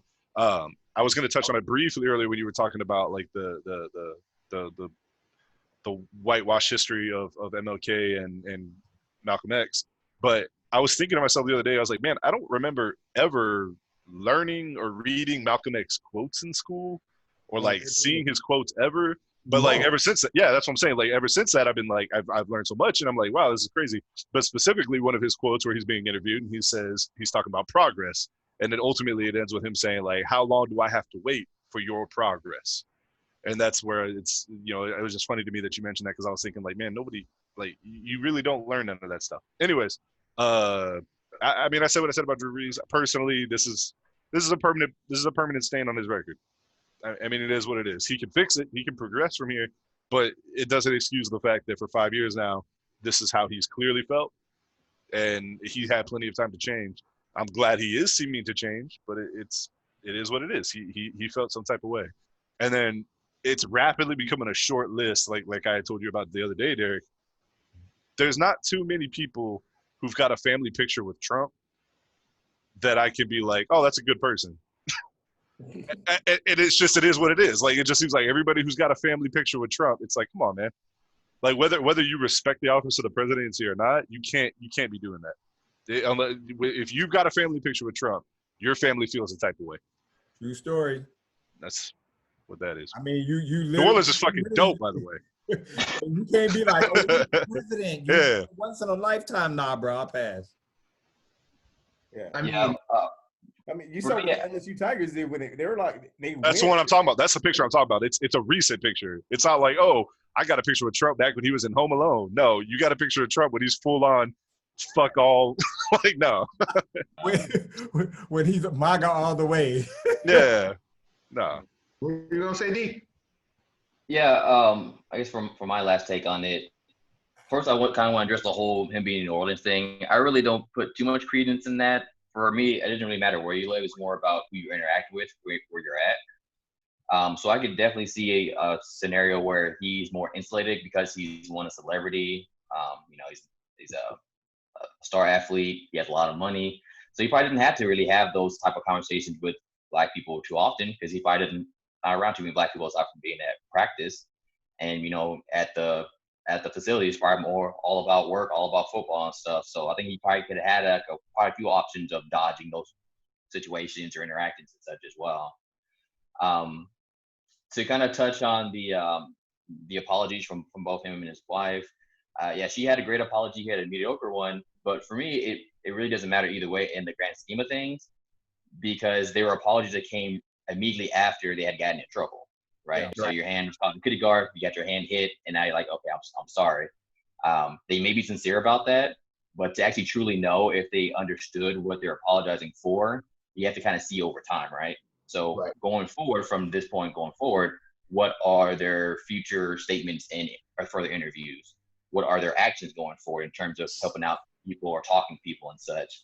Right. So for right now, I'm still going to give them both the side eye because of what their stance was initially until I can see otherwise. So that's why I wasn't putting too much weight on, how did his apology sound versus hers, because it's like, well, overall, it doesn't really matter because you picked your side initially, so you know where you stood. Now seems like you've seen the error of your ways, but okay, if you think it's wrong, are you going to have to take steps to actually learn about why it's wrong? What you can do to kind of further the cause and such. And if not, then it's like, okay, well, your apology is really for nothing because you didn't grow from it or learn from it at all. So it's more of a wait and see for me and Drew Brees and kind of, I guess, how we're going to perceive him going forward. This is definitely going to be a stain on him probably for the rest of his life, but it doesn't mean he can't work back from it and try to improve it. But you have to wait and see, though. And just real quick to touch on that, because I'm right there with you that it's a wait and see. Like, we'll see what happens with it. But I do think it is important to at least analyze apologies semantically, because you see it with some companies right now, and especially with Donald Trump, where the word choice is important. Donald Trump will never come out and say Black Lives Matter, but he can say we're opposed to inequality. What the fuck does that mean? So I think that's why it's important for hers to say we instead of saying like I apologize specifically. It may not mean anything, but at least at the end of the day, it's taking ownership of it. And I think that's important to delineate between the people who are dog whistling, But yeah, I didn't mean anything at all. Yeah. But you can tell, by reading it, kind of how sincere it is. I just mean in terms of just trying to say, okay, well, she gave an amazing apology. Now she's that good with this no matter what. It's like, I wouldn't go that far with it. No, but like you said, though, yeah, you have to make sure, okay, what kind of apology was it? What was said in there? You kind of see you're actually going in the right direction or not. Yeah, that's important. I agree with you on that. And speaking of self-serving apologies, to secure the bag, baby. Secure the bag, baby. That's what we call a segue, baby. No, the NFL saw the Drew Brees landmine and decided to go ahead and try to step right on over it, and instead found themselves getting the side eye just right along with Drew Brees. So over the weekend, after Drew Brees kind of squashed, I don't want to say squashed because he's still in trouble, but as Drew Brees tried to kind of walk back his statement and get back where he was supposed to be, the NFL also had an apology of their own, and it came through Roger Goodell, and it went a little something like this. We, the National Football League, condemn racism and the systematic oppression of Black people. We, the National Football League, admit we were wrong for not listening to NFL players earlier and encourage all to speak out and peacefully protest. We, National Football League, believe Black Lives Matter. I personally protest with you and want to be a part of the much-needed change in this country. Without Black players, there would be no National Football League, and the protests around the country are emblematic of the centuries of silence, inequality, and oppression of Black players, coaches, fans, and staff. Now, before he gave that apology, he also went on. He also made sure to give his condolences to the family of George Floyd, Breonna Taylor, and I'm blanking. The man who was Ahmaud Arbery. Thank you. I was blanking. Appreciate it. Ahmaud Arbery. So I just want to point that out too, because I wasn't in the little text that I read. So the NFL came out and they basically said, "Hey, man, that whole Colin Kaepernick thing, our bad. We're sorry. We're not going to say we're sorry to Colin Kaepernick. We're not going to say his name. Yeah, I'm sorry. We're not going to say his name or anything like that. But that whole thing where we were on the wrong side of history, no, sorry." Well, it needs to be mentioned, though. It needs to be mentioned. The apology from the NFL didn't come until after the players had sent them a video montage of multiple players demanding that they apologize and said that they were in the wrong. And he repeated it almost verbatim. That's when they apologized. He did exactly what they told him to do. Yeah, so he kind of just copied what it's like a layup that they gave to him. It's like, okay, well, that's good stuff to say. Let's say that same thing back to other people. Let me start it if you don't mind, because I want to say one thing about that. Overall, this to me, I can't be the ultimate upset because I think they could have done what they always did and said nothing. So to me, I'm at least a little bit happy at the progress. That's this time they can say nothing. Well, that's that's a fair counterpoint to it. But I think it's better. I don't know though. I think they could have got away with saying nothing official. Do you think so? No. I'm just curious. I don't know. don't know if y'all saw, but they're killing James Dolan when the Knicks organization didn't want to say anything at all. To be fair, though, James Dolan gets all the flame all the time. But you're right. People commented they were the only ones that didn't say shit. Didn't say anything, yeah. So people want to hear something from, especially from these mega companies and everything. That's fair. But like we kind of touched on with the Drew Brees thing, though, like ultimately, like what do you expect them to say? Like I know what I expect them to say. They're not going to say it. I think one, it's telling that they didn't say Colin Kaepernick, because that means they don't truly feel bad about that, which is fucking insane. Like you think that would be the one thing that they should say, like, hey, this is our scandal. Here's what we did wrong. But they were like, hey, this is what our players think. I don't know. Ultimately, I think that it's a good step. But it's like the Drew Brees thing. It doesn't mean anything until stuff changes. It doesn't mean anything. They need to speak his name. That's it. Well, this made me pretty furious, and I'm gonna tell you why. I'm gonna tell you why this made me pretty mad, and it's because it's the same old NFL stick, right? It's the same thing they pull every time. When they didn't think that their white public and their white fan base would get behind them, they took the easy way out. They both said that they stood behind the flag. They tried to do nothing in particular that would particularly alienate their players, but they never stood with their players. Their players constantly were giving them help, advice, takes. Constantly were trying to get them on the right side of history, and they really ignored them to the point where one time Doug Baldwin comes out and says, yeah, we were talking to them about donating to black causes, and they wanted to donate to a Jewish organization. And, I'm not Jewish. That's just how much they are not listening to players time and again on this issue.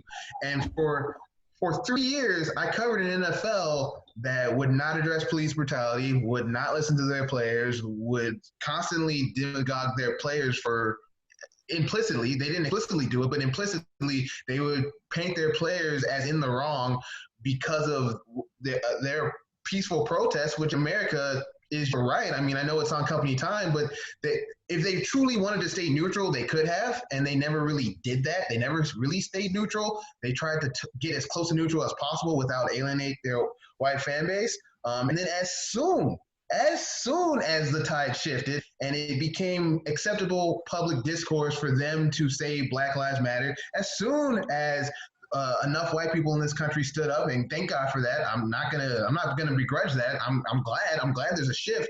But as soon as that happened, the self-serving NFL tries to get glom on to the shifting tide and get their safe, the safest possible route they could go, their safest apology possible. They don't even really come out and say Colin Kaepernick's name, and it just shows just how heartless, how without emotion, without empathy, the NFL really is on these kind of issues, on these kind of subjects, how they really they had a chance. What makes me mad is they had a chance to lead. They had a chance to lead on this issue. The NBA, without even having some of these problems, they led this issue. They were able to stand behind their players and make their players feel comfortable. The NFL had a chance to lead on this issue, and instead, as usual, they are following. And they're falling right up into the bitter end. Right now, they continue to just follow. And for the most important game that we have in our country, the most high-profile game we have in our country, to always just be that kind of follower who has no kind of backbone, who has no kind of scruples of their own. They don't really stand for anything except for the almighty dollar. That's annoying, and it kind of spits in the face of what's going on right now. I hate to do this, but even Ed was wearing his Target shirt. The thing that impressed me about the Target CEO's apology is that it was first. He didn't have to come out and support the protesters the rioters that burned down the Target, but he chose to do that, and he was among the first to do that. So that meant something to me. That what the NFL is doing, it doesn't mean anything to me, because not only is it a half-assed apology, it is a late apology in so many respects, from the time period of when they had a chance to actually make some meaningful change and be a leader on this, to even in the context of now. They are among the last to get this going. And so that's why it got my blood boiling, just because it's just so self-serving NFL as usual. And it's like, you can't trust this, right? There's no real way to trust this after the previous 5 years of what they've been doing. Let me ask you this, D. At the end of the day, for the NFL, what do you want? Do you want the NFL to be forward-thinking and very sincere, or do you want them just to make the changes that we want them to make? like if they actually do make the changes, they do, allow the peaceful protesting. They start making changes in terms of how the difficulty is to, for minority coaches to get hired. They make those changes. Is that the ultimate goal, or is it for them to change fundamentally as the actual organization? Like, what are we looking for here for the NFL? Because the reason why I think they're doing this is because as a business model, they're very reactionary to everything. It's like they don't change rules until stuff goes really bad. They don't start researching new helmets until people start getting CTE and suing them, right? Yep. So all they do for big business is they wait until something goes bad and then they change it. While the NBA is equal the opposite. They're like, okay, what more can we do? Let's push the initiative. Let's be innovative. So I think there's like two different spectrums in terms of business, which is why I don't think they're going to change in terms of how they react to stuff. But as long as they make the right corrections, that's probably maybe the ultimate thing overall. But what do you think about, like, what do you want ultimately to happen with them, ideally? Well, I was going to say, I guess I can answer that real quick. Like, to me, the ideal scenario is they do both. Like, ideally, you come out as a result of this and you apologize that you failed. And then you turn around and say, this is what we're going to do to support our players going forward. That is a reactionary measure, but it's a good measure. And it says that, hey, we're going to support the players. But to Derek's point, it's not enough. I mean, it's saying that, oh, we got caught with our hands, reaching in. So now we're getting punished and we're going to react to it. But what you can do proactively is, and they're not going to – I mean, I don't want to say they're not going to do it. Who knows? Because this next week's going to be probably pretty crazy, I think, ultimately for businesses. But what you do is you hire Kaepernick and you form not Kaepernick, but you hire smart people and you hire people who are going to be the leaders for that innovation. You hire people who are going to be your community outreach people. You form a task force dedicated to this, and then you give them real teeth. You don't make them just like a for show kind of thing, which is why I said maybe not Kaepernick, because that to me would reek of PR.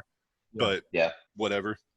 But I mean, that to me, that you do both. You apologize now, you fix what's going on now, and then you do more. Which, like I said, I don't really believe anything about the NFL apology, but like you're saying, it's step one. And to answer your question, D, I guess what frustrates me about this is that I feel like it's a very low bar, and I get what you're saying about the NFL. We literally criticize the NFL all the time about how reactionary they are. That's half the time why we're killing them is because they're doing reactionary things, whereas the NBA is a lot more proactive. It's not like the NBA is incapable of being reactionary, especially under David Stern. They did some things of this nature as well. But that's neither here nor there. But for me, what's easy about this that they just refuse to ever really do is just stand behind your players, right?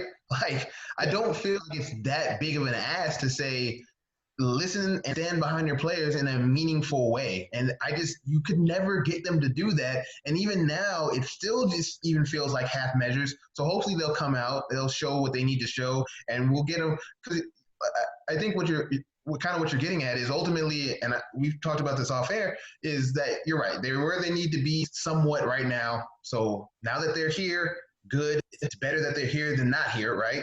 And so let's make progress. But it's so annoying that on issues like a rule change, pass interference, okay, you can get away with being reactionary. You can get away with you're not leading. But time and time again, when it comes to leading, when it comes to empathy, the NFL is devoid of it. It's devoid of it. When it comes, like you said, when it comes to CTE. Yeah.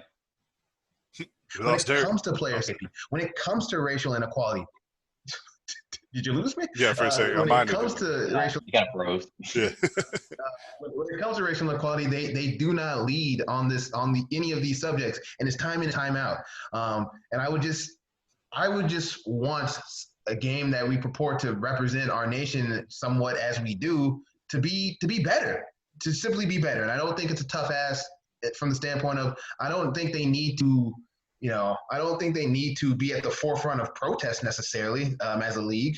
As far as the league office, I don't know that I need Roger Goodell on the sidelines holding up a fist saying Black Power, but I do. I need that.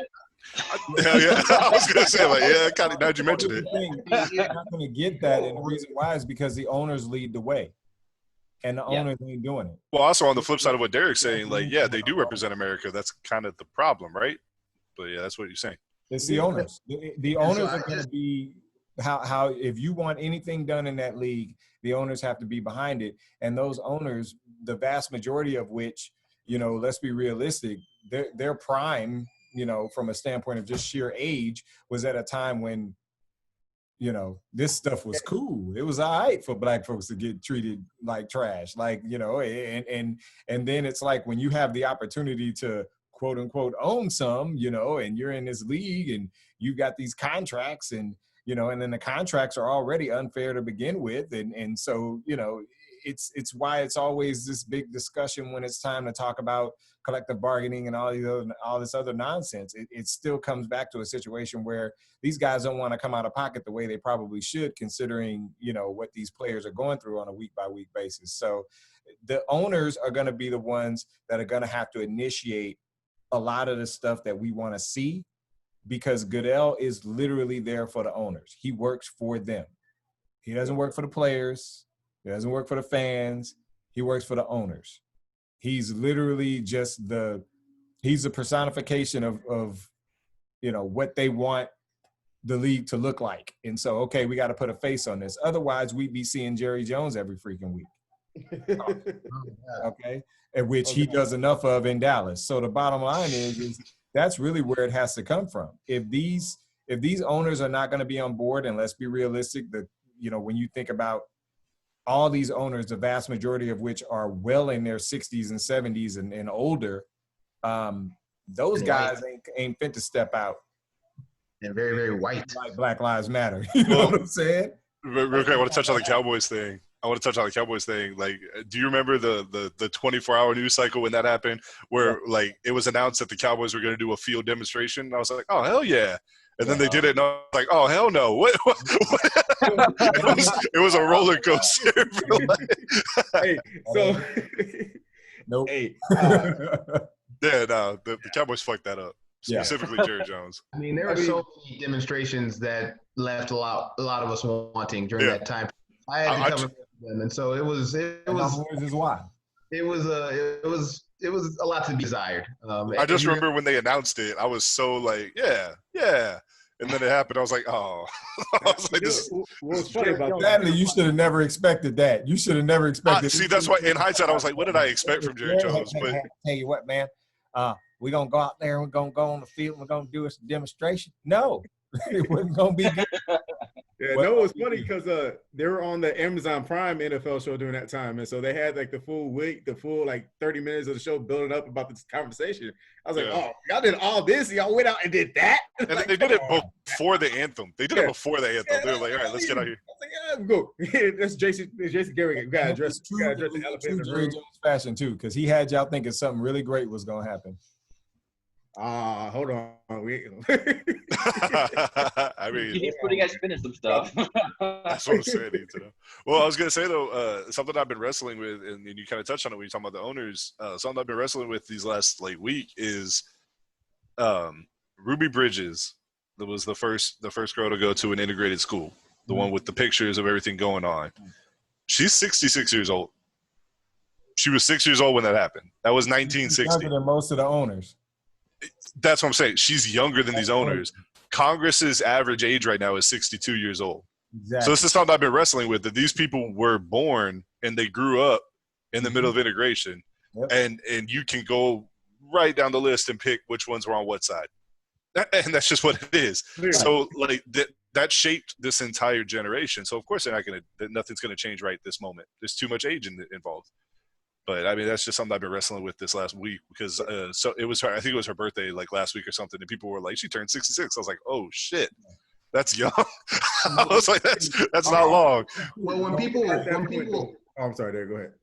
When people talk about racism and discrimination and pre-integration, and they act like it's so far away, and it's like, no, there's a lot of people walking this earth who dealt with segregation. My dad had to go get food from the back of the restaurant because they wouldn't serve him in the front. My dad led walkouts when he was in high school.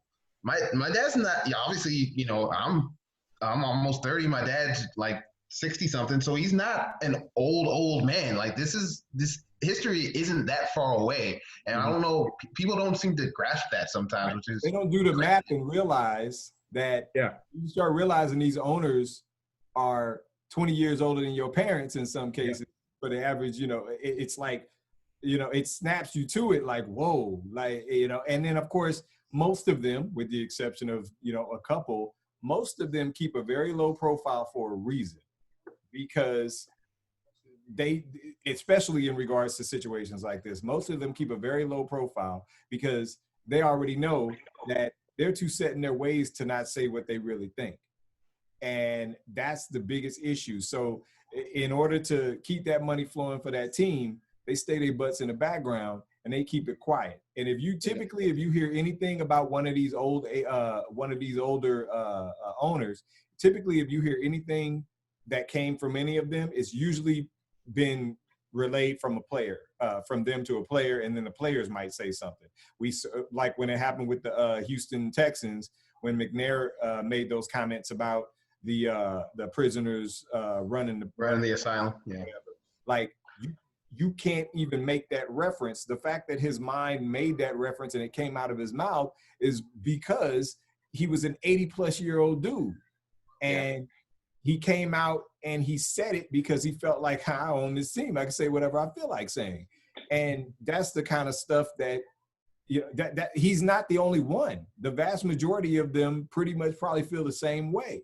But most of them just don't come right out and say it, especially not in front of players or in front of cameras. Donald Sterling was what, 8 years ago? I don't even know anymore. Yeah. But this was like just happened. It was it wasn't that long. It was like 2015 or 2014. Oh, so see, 8 years is too long. That's what I'm saying. Like, this is ridiculous. I think that's a crucial part in all this, man. We're not far off from 1960. You know what I'm saying? We're not far from it. And so we're not even 100 years away from it. You know what I'm saying? We're not even a century away from 1960. And yet, I'm going to touch the point. I think it was also you said, like, the people who are in office and the people who are the owners are the people who were living when it was okay to be like this. And so, like, and it goes on to, like, people are afraid of a change, I feel like. You know what I'm saying? They fear the younger generation because it's a new idea or it's something different going to change. Oh, we got to stick to the old tradition. We got to stick to all this and that. Like, no, man, we got to change it up a little bit. Yeah. And so it really comes apart. And every 2 years when it comes to the Senate and the House, got representation. And so going down a politics train, I don't want to go down that train, but I'm saying it happens, and it takes a lot. A lot has to happen for change, for it to become into full effect. And it counts on us. It counts on us five and our generation, you know. And we gotta get out. We gotta get out there because people didn't expect us to be, as heard going back to the rise. They didn't expect us to be this angry. You know what I mean? I don't think people expected it to be this angry. I don't think they expected us to be this powerful about it. That first night, say one more time. They didn't expect it to be in 50 states either. They probably figured it was going to be Minneapolis and that was going to be it. And when it hit in over 18 countries too. Yep, exactly. Oh, yeah. But it's because of our generation. And the Amish. Yeah, and the Amish. So it was our generation that got, and so that's what kind of I get it. When the first night when I saw the protests, I was excited to see a whole bunch of young people out there, race across the board. I was excited to see that there was a younger generation out there, and I was also excited to see there was a younger and an older generation out there at the same time. And even with I'm going to touch the riots real quick. I get it. I don't personally agree with the riots, but I guess I see it. But they're gaining attention, and so like Terrell touched earlier, you didn't like the attention that we were trying to get your attention when we took a knee. We try to get your attention. We were standing up with our fists raised. We try to get your attention. We lay down in your malls. We're gonna lay down in the middle of the streets. We try to get your attention. But we only got your attention when things started blowing up, and at that point, we weren't even the ones blowing it up. You know what I'm saying? There's some seeds out there trying to set us up for failure. Right. And so I'm gonna speak. I'm saying that right now. There's seeds out there who are trying to set us up for failure, who are trying to take the focus away from our protests. Well, even real quick on that, because this is something I kept seeing all last week and it pissed me off time and time again. MLK respected the rioters. Yes. He didn't agree with their message, but MLK said, look, this is what happens when y'all don't listen. Right. We're speaking the same truth, but they're speaking it a different way. Yeah. And he's like, I will not condemn them because you can't turn me against them. Our enemy is you. But anyways, that's what you're saying. And so there's a scene out of the movie Malcolm X when they're in front of the hospital for the man who got shot. And you see all the people sitting across the street. and the police officer's blocking off the hospital, and Malcolm X goes up to the police officer and the doctor. He's like, how's the man? The doctor says, he's good. And the police officer like, all right, you can leave now. And what about your people? Malcolm X puts up his hand, points that way, and people leave. That's the most powerful scene ever. And the cop said, that's too much power for one man. Exactly. They're afraid of the power that we can, like, that young generation can have. We have so much power. Our generation has so much power right now, and we're finally tapping into it, and we're finally expressing it, and we're scaring a lot of people. We're scaring a lot of people because they're not ready for it. They're not ready for the change. They're not ready for what's going to happen. And I went down the political train. I'm sorry, but hey, I felt like that had to be said. But yeah, like, there's a lot of C's out there. I'm gonna say this one more time. There's a lot of C's out there who are setting us up for failure, who are trying to change the focus of our protests. And I will call you out every single time I see it too. I'm not gonna let it happen. I don't care where you are. I don't care who you are. If you're a bad seed out there, you're gonna get called out. Well, I mean, quickly, you study the history of this country, right? And to kind of run down Ed's point a little bit, you study the history of the country, you find out there's really no way to protest that people are going to enjoy and or take up the cause with you. Whatever, like Ed explained, whatever way you protest, they seem to have a problem with it. It's always wrong. We say Black Lives Matter, they say all lives matter. We sit, they say to kneel. We kneel, they say don't do it at all. We protest peacefully, they come out with tear gas, and they come out with riot gear, and they treat us like we've already burned something down. We riot and get angry, and of course they're not going to like that, because that's now their bank accounts are going to get hurt. And to Ed's point, that's not even us rioting. So you don't even wait to figure out if we're the ones actually doing the damage. You just put that on us immediately so you can distract away from the message. And so there's only so long people are going to go with you killing them in the streets, with you disrespecting us, as a people, as you profit off of our culture. As Black people have basically become synonymous with pop culture. There's only so long you're gonna feed off of all of that and then kill us in the streets as well before something's gonna pop off. And you gotta give Black people credit, man. We show incredible restraint, because honestly, if we were like, and I'm just gonna be real about it, if we were like these white people, this country would have been burnt to ash long ago. Because when you disrespect white people, they can't wait to burn something down. They can't wait to get out of pocket. And so as a group, we've showed incredible restraint throughout the history of this country, that this country is even standing after we built most of it up with our bare hands, and built up the economy with our bare hands and things of that nature, and still don't get the credit that we deserve to this day.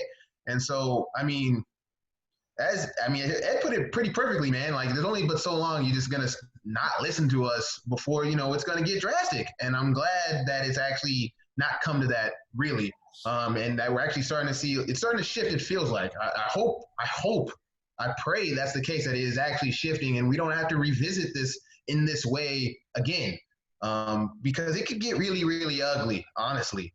And no one wants that. I mean, that's why it's crazy to me that people are like, I condemn riots, and they want to focus on that part. It's the easiest thing in the world to say you condemn riots. No one really wants riots.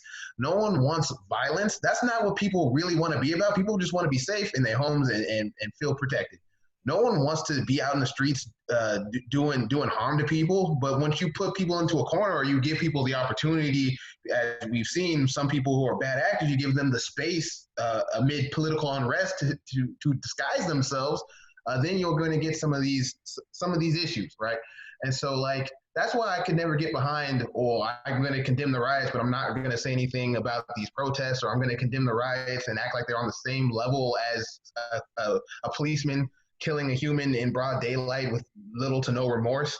Those aren't equivalent things. Sorry. A piece of property is not equivalent to a human life. That's just not what it is.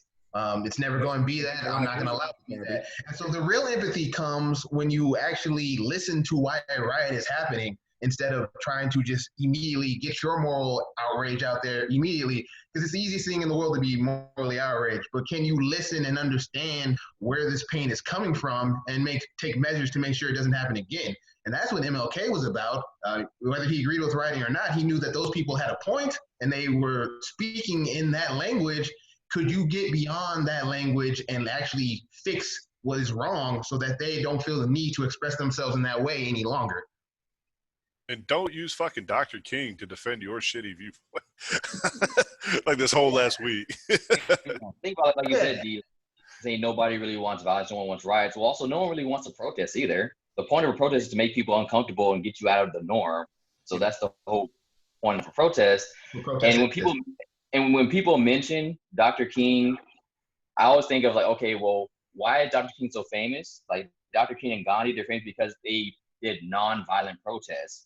So that means that's something unique that they did. Not the norm. So really, protests aren't both were assassinated. I'm sorry. Most times protests are not going to be peaceful because at the very nature, they're not supposed to be. They're supposed to cause some type of people to get riled up, some type of chaos or whatever. That's the whole point of a protest.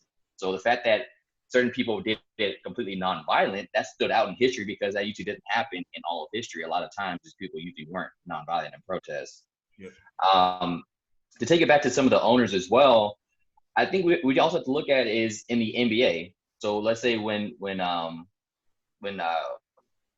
sorry, I'm blanking on the former commissioner, Stern. Yeah. So when he was still there, they actually weren't, the most progressive league ever either. They kind of had some issues in terms of running in with the community, stuff like that. But it kind of changed when they kind of got a bit of backlash from people for how they were treating people. So that's when they got eventually, when there was a change in power, they got Adam Silver in there to help out, right? So it could be the same for the NFL as well. They have all these older owners that are in power, but one thing they understand is business, right? So if it's bad for business, they're going to do something to change it. So hopefully with these protests, with the backlash they're getting, with them seeing that they're not on the right side of history, it actually may push them to even not change themselves, but change how their business is running by putting people in place to do things for them to bring in more customers because they want to be on the right side of history. They want to be liked or popular or whatever. So that could be an upside in terms of where the NFL could go in the future, because we've already seen it with the NBA, to where they changed a lot of things by putting different people in power. They could do the same thing in the NFL as well, potentially, but we have to wait and see how that plays out, though. Right, and I guess my thing about that, and it doesn't have to be a big thing. It's just from my personal view is I just want people to know when we review history and the chips are down and we count up the tiles, we count up the chips. I just want everyone to remember that the NFL ain't shit. They ain't never been shit. They're not gonna be shit in the future. I mean, I just want us to know that the NFL can be great from here, and we can get all the changes they want, and more power to them. I'm glad they could maybe be a part of this change in the future. But when the chips were really on the table, they rolled snake eyes and willingly did so. They placed snake eyes on the board. They didn't even roll it. They just kind of sat them down. And so I guess that's just me needing more time to get away from it because I was kind of so in the thick of it during that time period. But for whatever reason, I just can't ever get on that NFL train. I hope they do right by their players. I hope they start listening to the players. I hope, Daniel, as you said, they do what's right for business, because I think that is what's right for business at this point. And that's all how do you feel about the NBA saying that you had to wear a suit all the time because they assumed like all the players were thugs? That didn't even take their mouth right. But we moved on since then. We don't forget it, but we have forgiven them because they've done so much more going forward. Now those players are fashion icons now. Yeah. Right, yeah, now. They flipped it on them. They flipped it on them. Because some of these players are making millions of dollars from fashion.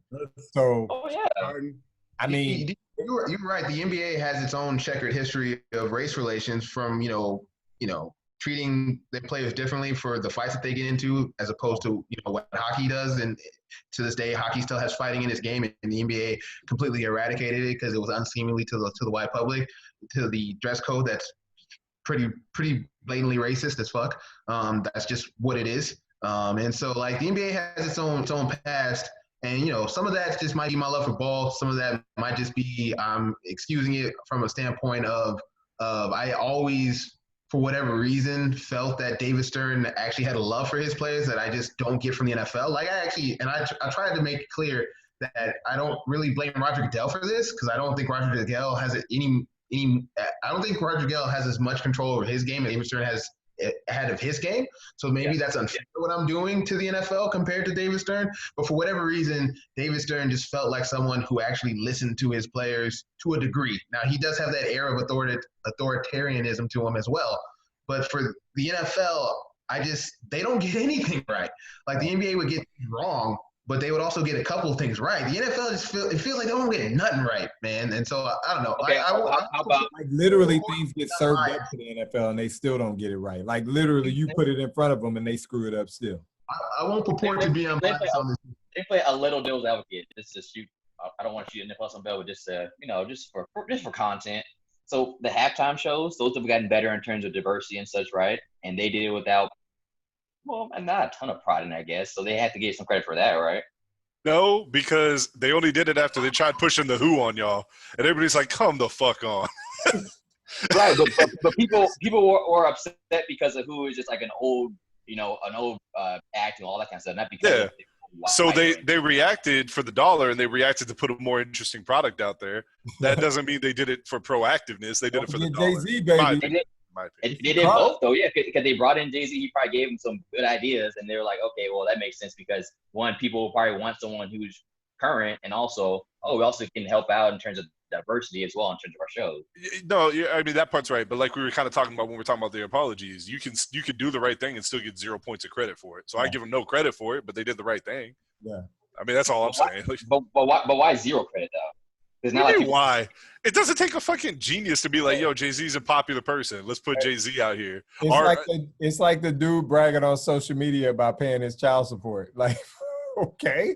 But what I'm saying there is, or Danny was like, is like, I don't give you credit for being proactive with it when you're pushing something that everybody knows they want to see. Right. Like to me, Jay-Z is that big of a draw that it's okay. Now, if they had come out and been like, all right, now it's a halftime show starring Erykah Badu, I'd be like, oh shit, something went wrong in the NFL where they were like, hey, we're gonna really push, and that would be something that I would be like, okay, they get credit for that. Jay-Z doesn't get credit for that. Jay-Z's a superstar. Why do they get credit for that for Erykah Badu?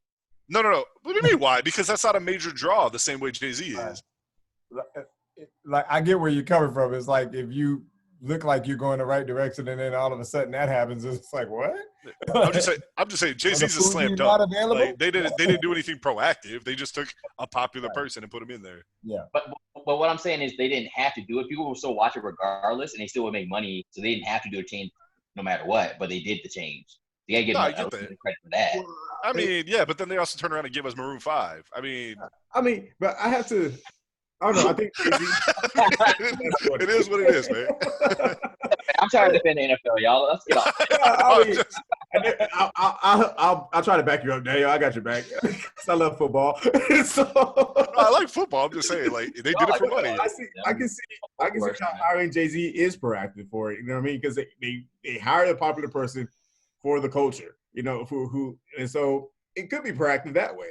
And they went with who was it? Jennifer Lopez and Shakira. Thank you. So they hit the Puerto Rican. And this last year is a big outlier, and in a good way. But I'm just saying. That's what I'm saying. Like, just look credit for. I meant this year for the. Oh, okay. Then yeah, I agree. Not all their. Okay, all right. Then no, I agree with that. Yes, this year standout success. So I would give them credit for it. Actually they should have kept track when they had Beyonce. They should have gone something after Beyonce. Then they went to I think it was Maroon 5. Was Gaga after Beyonce or was Gaga before Beyonce? I don't remember. I don't care. Maroon 5 was after Beyonce, and then I don't remember. Was remember that they got all that outrage after Beyonce though, so that's why they wouldn't go back. Well, because of the formation, everybody's like Black Panther's on television. No. Yeah. So they got spooked and like, oh no, it's cool. They got scared. But hey, quick, Adam Levine, save us. Hey, all I know is that I'm happy that this man's my coach. By the way. Hey, I popped it. Maybe that this man's my coach because this was after Beyonce. With this man right behind me, said he's done what Drew Brees should have did. Who is this man, Ed? For our listeners, great Coach Greg Popovich. I keep forgetting we're not live. The great coach, Coach Greg Popovich, man. So that's my coach. I'll back him up all day, every day. So yeah, that's my coach. And if you I'll actually give this a plug. If you haven't listened to the Flying Coach podcast that has Pete Carroll and Steve Kerr, that's actually a really good podcast in general, but they had Greg Popovich on, And for three white men just kind of talking about how they can improve and be better about race relations, it was outstanding. And you can tell they get it. It's just people in this world who get it, and they're three of them. And so to hear their perspective on it was actually refreshing. In a way you probably wouldn't assume, again, when you're listening to just three older white dudes talking about this issue. But again, they were really, really good on it. So, I'll give that a shout out because it was worth a shout out. Not that they care because they're never going to listen to this. We talk about we're gonna add Pop today, man. Return the favor. Adam, man. Yeah. And when y'all have Pop on this podcast, man, I got to be there just to record it and sit in the Nah, don't even tell Ed. Just record it and be like, hey, Ed, listen to this. Pop will be so pissed. I don't even want to be a part of it. I just want to be in the room, bro. I don't need to be a part of it. I just want to be in the room. That's it. But to one more point on Daniel's devil's advocate point, they get a little, I'm someone, I'll give them, 5% credit or whatever. But you have to understand the context, D. And the context was, so Janet Jackson had a wardrobe malfunction that actually seems to be, I don't want to say seems to be, but Justin Timberlake is actually the person who made the wardrobe malfunction happen. Instead, Janet Jackson got all the hell for it and got blackballed, and the NFL reacted as a business would to that statement, and this went completely autocorrect. And their halftime show did suffer in the ratings because of that. So it wasn't like it was this pure altruism where they were like, well, we got to do this for the culture. One of the big draws of the Super Bowl is the halftime show, and it had started to wane because they overcorrected so much off of what you could phrase as a little racial backlash to what had happened previously. I don't want to act like it's out of the realm of craziness to be a little concerned about what happened, but the backlash that happened in America and the backlash that the NFL helped foster for that event with Janet Jackson was over the top and outlandish, and then they overcorrected. So, it's hard for me to give them complete points back when they slowly, very, very slowly moved back from that point in the past. You know what I mean? Yeah. That's true, but I mean, they could have even gone the safe route of getting Taylor Swift, Justin Bieber, throw them out there. They would have got a ton of views and everything. They would have been back to making money. So they could do it if they want to in terms of just picking someone out the barrel and throw them out there just like a safe, generic act, but they didn't do that. All right. So that's what I'm saying. They did something a little bit more than they really had to, and I give them at least some credit for that. I could try to quibble with you and say there's no way they could get Justin Bieber and Taylor Swift to do that halftime show for free. But, I feel like you're doing your best to play devil's advocate. I got to give you a little. I mean, I could name other acts, but I was like, this is the first thing popped on my mind. That's what I mean, man. I can find out the same acts. I could try to be a dick and completely torpedo your point, but Kelly Clarkson. What did you say, Terrell? Kelly Clarkson. Past 2010. Hell, black people love Kelly Clarkson, so they could definitely do Kelly Clarkson. But yeah, I get where you're coming from, D. And I will say that I probably am slightly being unfair when comparing the NBA to the NFL because the NBA definitely has its warts as well, and I don't ever want to overlook them. You know my stance on the whole suit debacle thing. I think that was eminently racial and racist, but they have kind of recovered from that and actually turned that into a positive somehow, whereas the NFL doesn't usually get that benefit of the doubt. Like Terrell said, the players helped him with that, though, in terms of making it so popular to be all dressed up in different types of fashion and stuff. So right. the players played them yet again. Ironically, their racist rule actually ended up turning into a positive for them, ironically, right? Yeah. And so that wasn't anything they did. They didn't clean that up. The players just happened to, because of the way the sport is marketed and because of the way that they took control of the narrative, they were able to clean that up for the NBA. And so, as I extol some of the versions of the NBA, it's not always, Adam Silver, the owners or whatever, because the owners are white in the NBA too. You're definitely right in terms of calling me out a little bit for how I compare the NBA and the NFL because they're not always, the NBA is better, but they're certainly not perfect at all. By any stretch of the imagination. They have their own history to reckon with. It's just that I covered that sport, D, and it makes me make so much talk. Yeah, well, the NFL being so garbage makes the NBA look so much better because of my comparison. So I understand. They set up a low bar for the NBA to clear sometimes, so that the NBA clears it easily because they it's get all that so accolades. Yeah. So anything else, guys, y'all want to say on the NFL or just in general? I know we wanted to kind of say what was on our heart about what's going on in this country in general.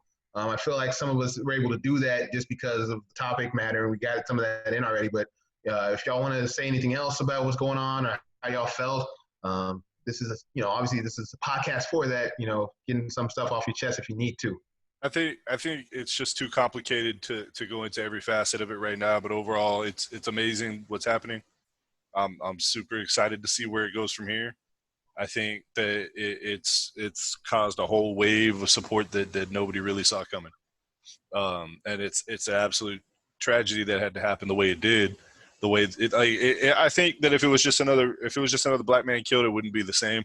But because you got 9 minutes of that man choking the life out of him, it makes you feel a type of way. And it just kind of it's too much. It is what like people had already started to forget about Breonna Taylor and even to an extent Ahmaud Arbery, and not everybody, of course. I'm not trying to say like nobody remembers, but I'm saying people forgot. People started to forget. Right. But unfortunately, this is what caused it. But fortunately, it woke people up. Yeah, I'm more optimistic than I've been in a minute. Even when because of course all the political stuff that's happening with Trump, and we're trying to get him out of office. And you have someone you're not necessarily, so gung-ho about in Joe Biden. And I'm just thinking of all the ways in which Donald Trump's going to get reelected. And this is, for at least now, we'll see what happens. There's a lot of election season left, unfortunately. But right now, if we took a vote, I really feel like we would win. We would get what we needed done. I don't want to say easily because of the electoral map, but I think it would be pretty sound victory in Biden's favor. Now, he can mess that up from now to November, so there's no – I don't feel – yeah. He just needs to stay away from Charlamagne the God and the Breakfast Club. If he does real quick on that, I laughed so hard when I saw it because it was the worst thing anybody could say like in that situation. I was like, why? What? But it struck me – it struck me the way, though, that a lot of things like – that people say sometimes, to me, just as an objective person watching it, he seemed to just be feeling himself so much, and nobody reined him in. Nobody's told him like, "Hey, stop," because he was just popping off. He's like, "Man, I killed this interview with Charlamagne. I'm out here doing big things." They're all in the back. He's like, "Bro, you're not at the table. You're at the barbecue. You ain't at the table." All you have to do is just sit there and chill, man. Biden's like, I hosted this damn barbecue. y'all like, we're trying to do all the work for him so hard, but he won't let us do the work for him. Yeah. He wants to try to help. Really, no. Sit in the corner. We'll do it for you. He could sit and let Obama do all the work for him, but he's like, no, this is my election. Really good. Because I'm gonna say a joke real quick. Y'all remember that skit from TNT, like that one moment when Charles, when they had that minute section and Charles Barkley, Kenny Smith, and then Shaq, and Shaq got pissed off because he went back to Charles. He cut him off. That's what Austin does. I just realized I do it all the time. Austin does that to y'all all the time. I cut people off. Austin would say his point. Derek would say his point. Austin, oh wait, I gotta say one more thing real quick about that point. It's like, I got things to say. I know, man. That's a hot life. I'm like, dang, man, Austin, it's 1, 2, 3. But anyway, it's fair. I do it. But I just thought it was funny. But yeah, I'm like everyone. I'm optimistic right now. I'm excited for the chance. I'm excited for the things I've seen. But like Derek said, man, what really happens in November is like we just gotta get out there. We gotta get out there, make our voices heard through our votes. If all this is mute, if we don't vote, you know what I mean? Because we're gonna have the same person in the same seat doing the exact same thing, and we're gonna be right back in the exact same situation. And so, but I want to we just gotta make sure that we can get our voices heard through our vote. And as we go back to Derek before we go to the next person, it's not. I see what you did there. It's not just November though. We got to get out of that mind frame. It's got to be November and on. It's got to be consistent action because that's when we've dropped in the past where we think it's just about voting in the presidential election, and it's not.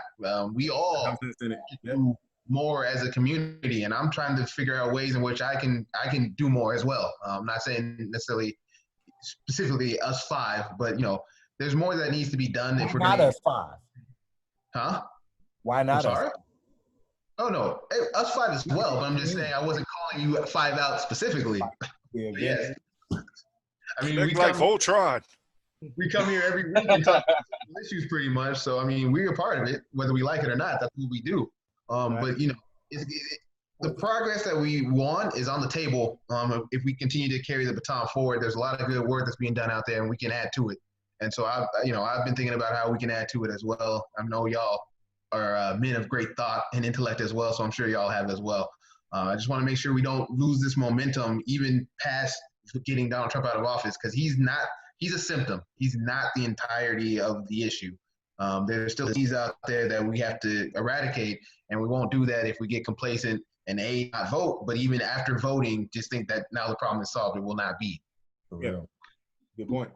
Yeah, and just kind of go off of what you were saying, Derek. Actually, I was having a conversation yesterday with Cheyenne, my wife. We were kind of talking about the state of things, and she had mentioned that she felt a little bad because she hadn't been able to go out and protest at all. She kind of felt like she was not doing her part. But I kind of let her know that really, for anybody feeling that way, you can do more than just protest to actually be a part of the cause, part of the change. One big thing I said about going out there and vote, that's probably the best thing you can do. Even just having dialogue, if not on a podcast, just with friends, people that you know about what's going on, talking about it, make sure it's still being talked about, still on our minds as much as possible. That's going to help us get out there. If you want to post on social media, on your Facebook, Twitter, whatever, all these little small things that you think are like maybe minuscule are going to build to something great. That's how we get to where we are right now. So anybody out there feeling like because they're not out there in protests, face to face with police or whatever, no, that's fine. You can still do your part either from home or however else you want to do it as well. So just keep the faith. We've come far, but we have still very far to go as well. Some people out there might be getting tired, but we still have to keep the fight up and keep going because, we finally are getting that final push to kind of get where we need to be. So. Yeah, I mean, to Daniel's point, you can vote, you can have dialogue. There's a lot of ways to have dialogue. If you participate in your community elections, those are even more important because they set policy on policing and things of that nature, on law enforcement, on our judicial system. That happens all at the local level. We get all wrapped up in national level stuff. You can help with various campaigns, whether that be calling on the phone, whether that be going door to door. You can do some of that stuff from your house. So there's a lot of different ways you can donate. Maybe you don't have the time, but you have the money. You can donate to various projects. Black Lives Matter. There's so many organizations out there doing a ton of good work. Campaign Zero, I heard about the other day, which is a really good thing to donate to because they're trying to get the work down of getting police brutality down to zero, which is the goal, right? That's optimal. Maybe we'll never reach it, but that's what we need to be striving for. So that, like Daniel said, there's so many ways that you can help, whether it's sharing books that you've read on race or on police brutality that you read online, the podcasts that you listen to, just, educating people. There's just various ways you can do it. It doesn't have to be just going out and protesting. And obviously you can do that as well. So there's so many ways you can do that. And hopefully we've illuminated some of those ways in which you can help out and think about where you want to put your activism. Because everyone's an activist in their own way. It's just about what where you're willing to put that time at. So anything else before I throw it to Austin, because he's got someone to flame today. Let's do it. All right, fire up that grill, baby. Before we get out of here. and immediately goes to his computer. I got you. Hold on, I got you. Before we get out of here, it's time for the greatest segment in the history segment. Oh yeah, there it is. Ed's firing up the grill for his boy Austin Brazina. Austin, I heard you have someone you're not a fan of, man. Who I honestly, I'm not gonna lie, Austin, I forgot. Whoever. That's all right. All right, that's all right. I mean, it ties in. It ties in what we were just talking about. Something I wanted to mention as far as protests go, and it ties into who I'm about to flame. Language is very important. when it comes to protests and it comes to anti-protesting, because there is anti-protesters. There's people out there trying to discredit protests. And if you look, like, here's what I recommend. You get all your friends that you know are against Black Lives Matter, against all this kind of stuff, and you just look at their posts. They say the same things because they're repeating what the other people have told them, in much the same way that protesters repeat what they've heard as a rallying cry. You see anti-protesters say their anti-rallying cry. The reason I say this is because, one, it's important to know what your opponents are saying on a cause. Two, J.K. Rowling, the author of the Harry Potter books. That's right. It was J.K. decided to wander into transgender rights. Again, she does this all the time, but she decided to do it again in the middle of all that's going on in Pride Month and everything else. Oh, Jesus. And she repeated a phrase that is repeated by people who want to discredit trans rights. And that is, specifically to trans women, you can't say trans women when you're against trans women. You say for women or people who menstruate is the key word. Now, that sounds like a weird delineation, but that's the important delineation because they're trying to tie it into biology. She retweeted because there was an issue going on. I apologize, I'm pulling it up right now. I didn't have it ready. She said, a light coming on. People, yeah, I'm sorry, it was the brightness, right? She said, people who menstruate, I'm sure there used to be a word for those people. Someone help me out. And then she proceeded to misspell women 3 different ways. Wumben, wimpun, woman. So basically she's saying, like, I thought there used to be a term for these people who menstruate. She then went on to say, because everybody immediately jumped down her throat, she then went on to say, if sex isn't real, then there's no same-sex attraction. Basically, in the middle of Pride Month, she says that if gender isn't a real thing, then gay people aren't a real thing. If sex isn't real, the lived reality of women globally is erased. I know and love trans people, but erasing the concept of sex removes the ability to meaningfully discuss their lives. It isn't hate to speak truth. And then she went on to say, I respect every trans person's right to live any way that feels authentic and comfortable to them because she's trying to save face. So here's why this is important. Yeah, this is why this is important. So first of all, she's what's called a TERF, trans exclusionary radical feminist. She's trying to be feminist. She's trying to push feminism, but only for true women is what she's trying to say. You know, whatever your feelings on it are, it's important to know the difference between alienating and hate speech and what you're truly thinking. And for her to parrot what anti-trans people are saying is pretty telling, that she doesn't stand with the people that she's claiming to stand with. And this is important. You know, it is what it is. It's disappointing. We already knew this is how she was because she said some wild things in the past, but for her to just beat this dead horse, it's like, all right, you gotta quit this shit right now. And then as a side note for that, Harry Potter was born into a rich family and pursued a career as a magical policeman? What the fuck? That's what J.K. Rowling wrote. That's J.K. Rowling's truth. You go through all these books, you see all the political activism that Hermione does in the book. It's played up for laughs. If you read these books, she is considered by her best friends and everybody else that's involved in this magic school as like, here she goes again about goblin rights. Here she goes about the caste system. All this kind of shit. She's played for laughs. This is what J.K. Rowling truly thinks. I love Harry Potter as a work of fiction. It is what it is. It changed the world. It is what it is. But J.K. Rowling, you named the character Cho Chang. I mean, you can't do this, right? Where it's like Dumbledore, McGonagall, and then once you come up for an Asian was Cho Chang. Cho Chang. So yeah, I mean, you know, in the middle of Pride Month, nah, this ain't happening.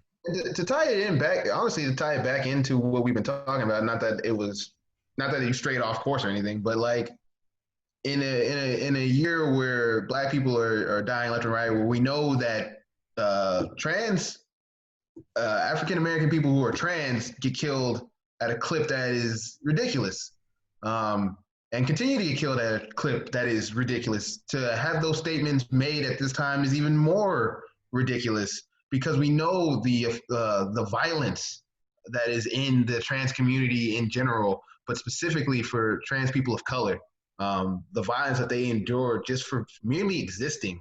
And so to add to that during this time, during any time, frankly, but specifically during this time as well, is just, it's ridiculous. It's not knowing the moment, it's not meeting the moment, and throw her in. Actually, she's worse than Drew Brees because she's not even going to apologize, right? She didn't even apologize for what she said. No, she specifically said it's not hateful to speak truth. Right. So like she even below Drew Brees. And, it hurts, man, because just what that community goes through already, to have someone that prominent also throwing more hate their way and riling up the people who do feel justified in killing them indiscriminately, it's ridiculous. And you can't be stand for it. And obviously she's not our king for a reason. And so, just to add to that, I just wanted to throw that in as well. I love when literary people have beef too, because I read one review of like what was going on. The person was like, "If you're looking for summer reading, Percy Jackson is not a transphobe." I was like, "Wow." I'm like, "Ooh." Hey, Percy Jackson's an awesome movie, man. Percy, don't mess it up for me, bro. Don't mess it up for me, man. What's even funnier though is the people getting her out now are kind of the fans that were kids at the time when she first wrote the books. Kind of made her so popular and stuff, and now we didn't catch it when we were like younger. Now I got yeah. You've been kind of crazy since the get-go, huh? You've been kind of sexist and racist since the very beginning. We never saw it. Yep. So like I said, I respect it as a work of fiction. Yeah, but all right. Yeah. Well, I think that's going to do it for the Weekend to Take. We're back, baby. Episode every week, right, guys? Let's get it. Oh, yeah, for sure. And so for our guest, thank you for joining us today, Blanco, Ed White III. How many times have you done that today? That's going to be my signature. There you go. Now they can hear it. Thank you, Ed, for joining us, as well as my boy, Daniel Davison. Yes, sir. Austin Barazina. Yo. Terrell Huff, that's me and Poppy. Indeed, sir. Indeed, sir. Indubitably. PR Lewis. The third baby. Terrell, him with in the background, too. Don't forget my What's up? Thomas, little one. Yeah. You see him. He back there. The unofficial guest of the podcast, Thomas Huff. Terrell, hit him with that intro, baby. The Weekend to Take, y'all. Because the weekends, but sports don't. Man.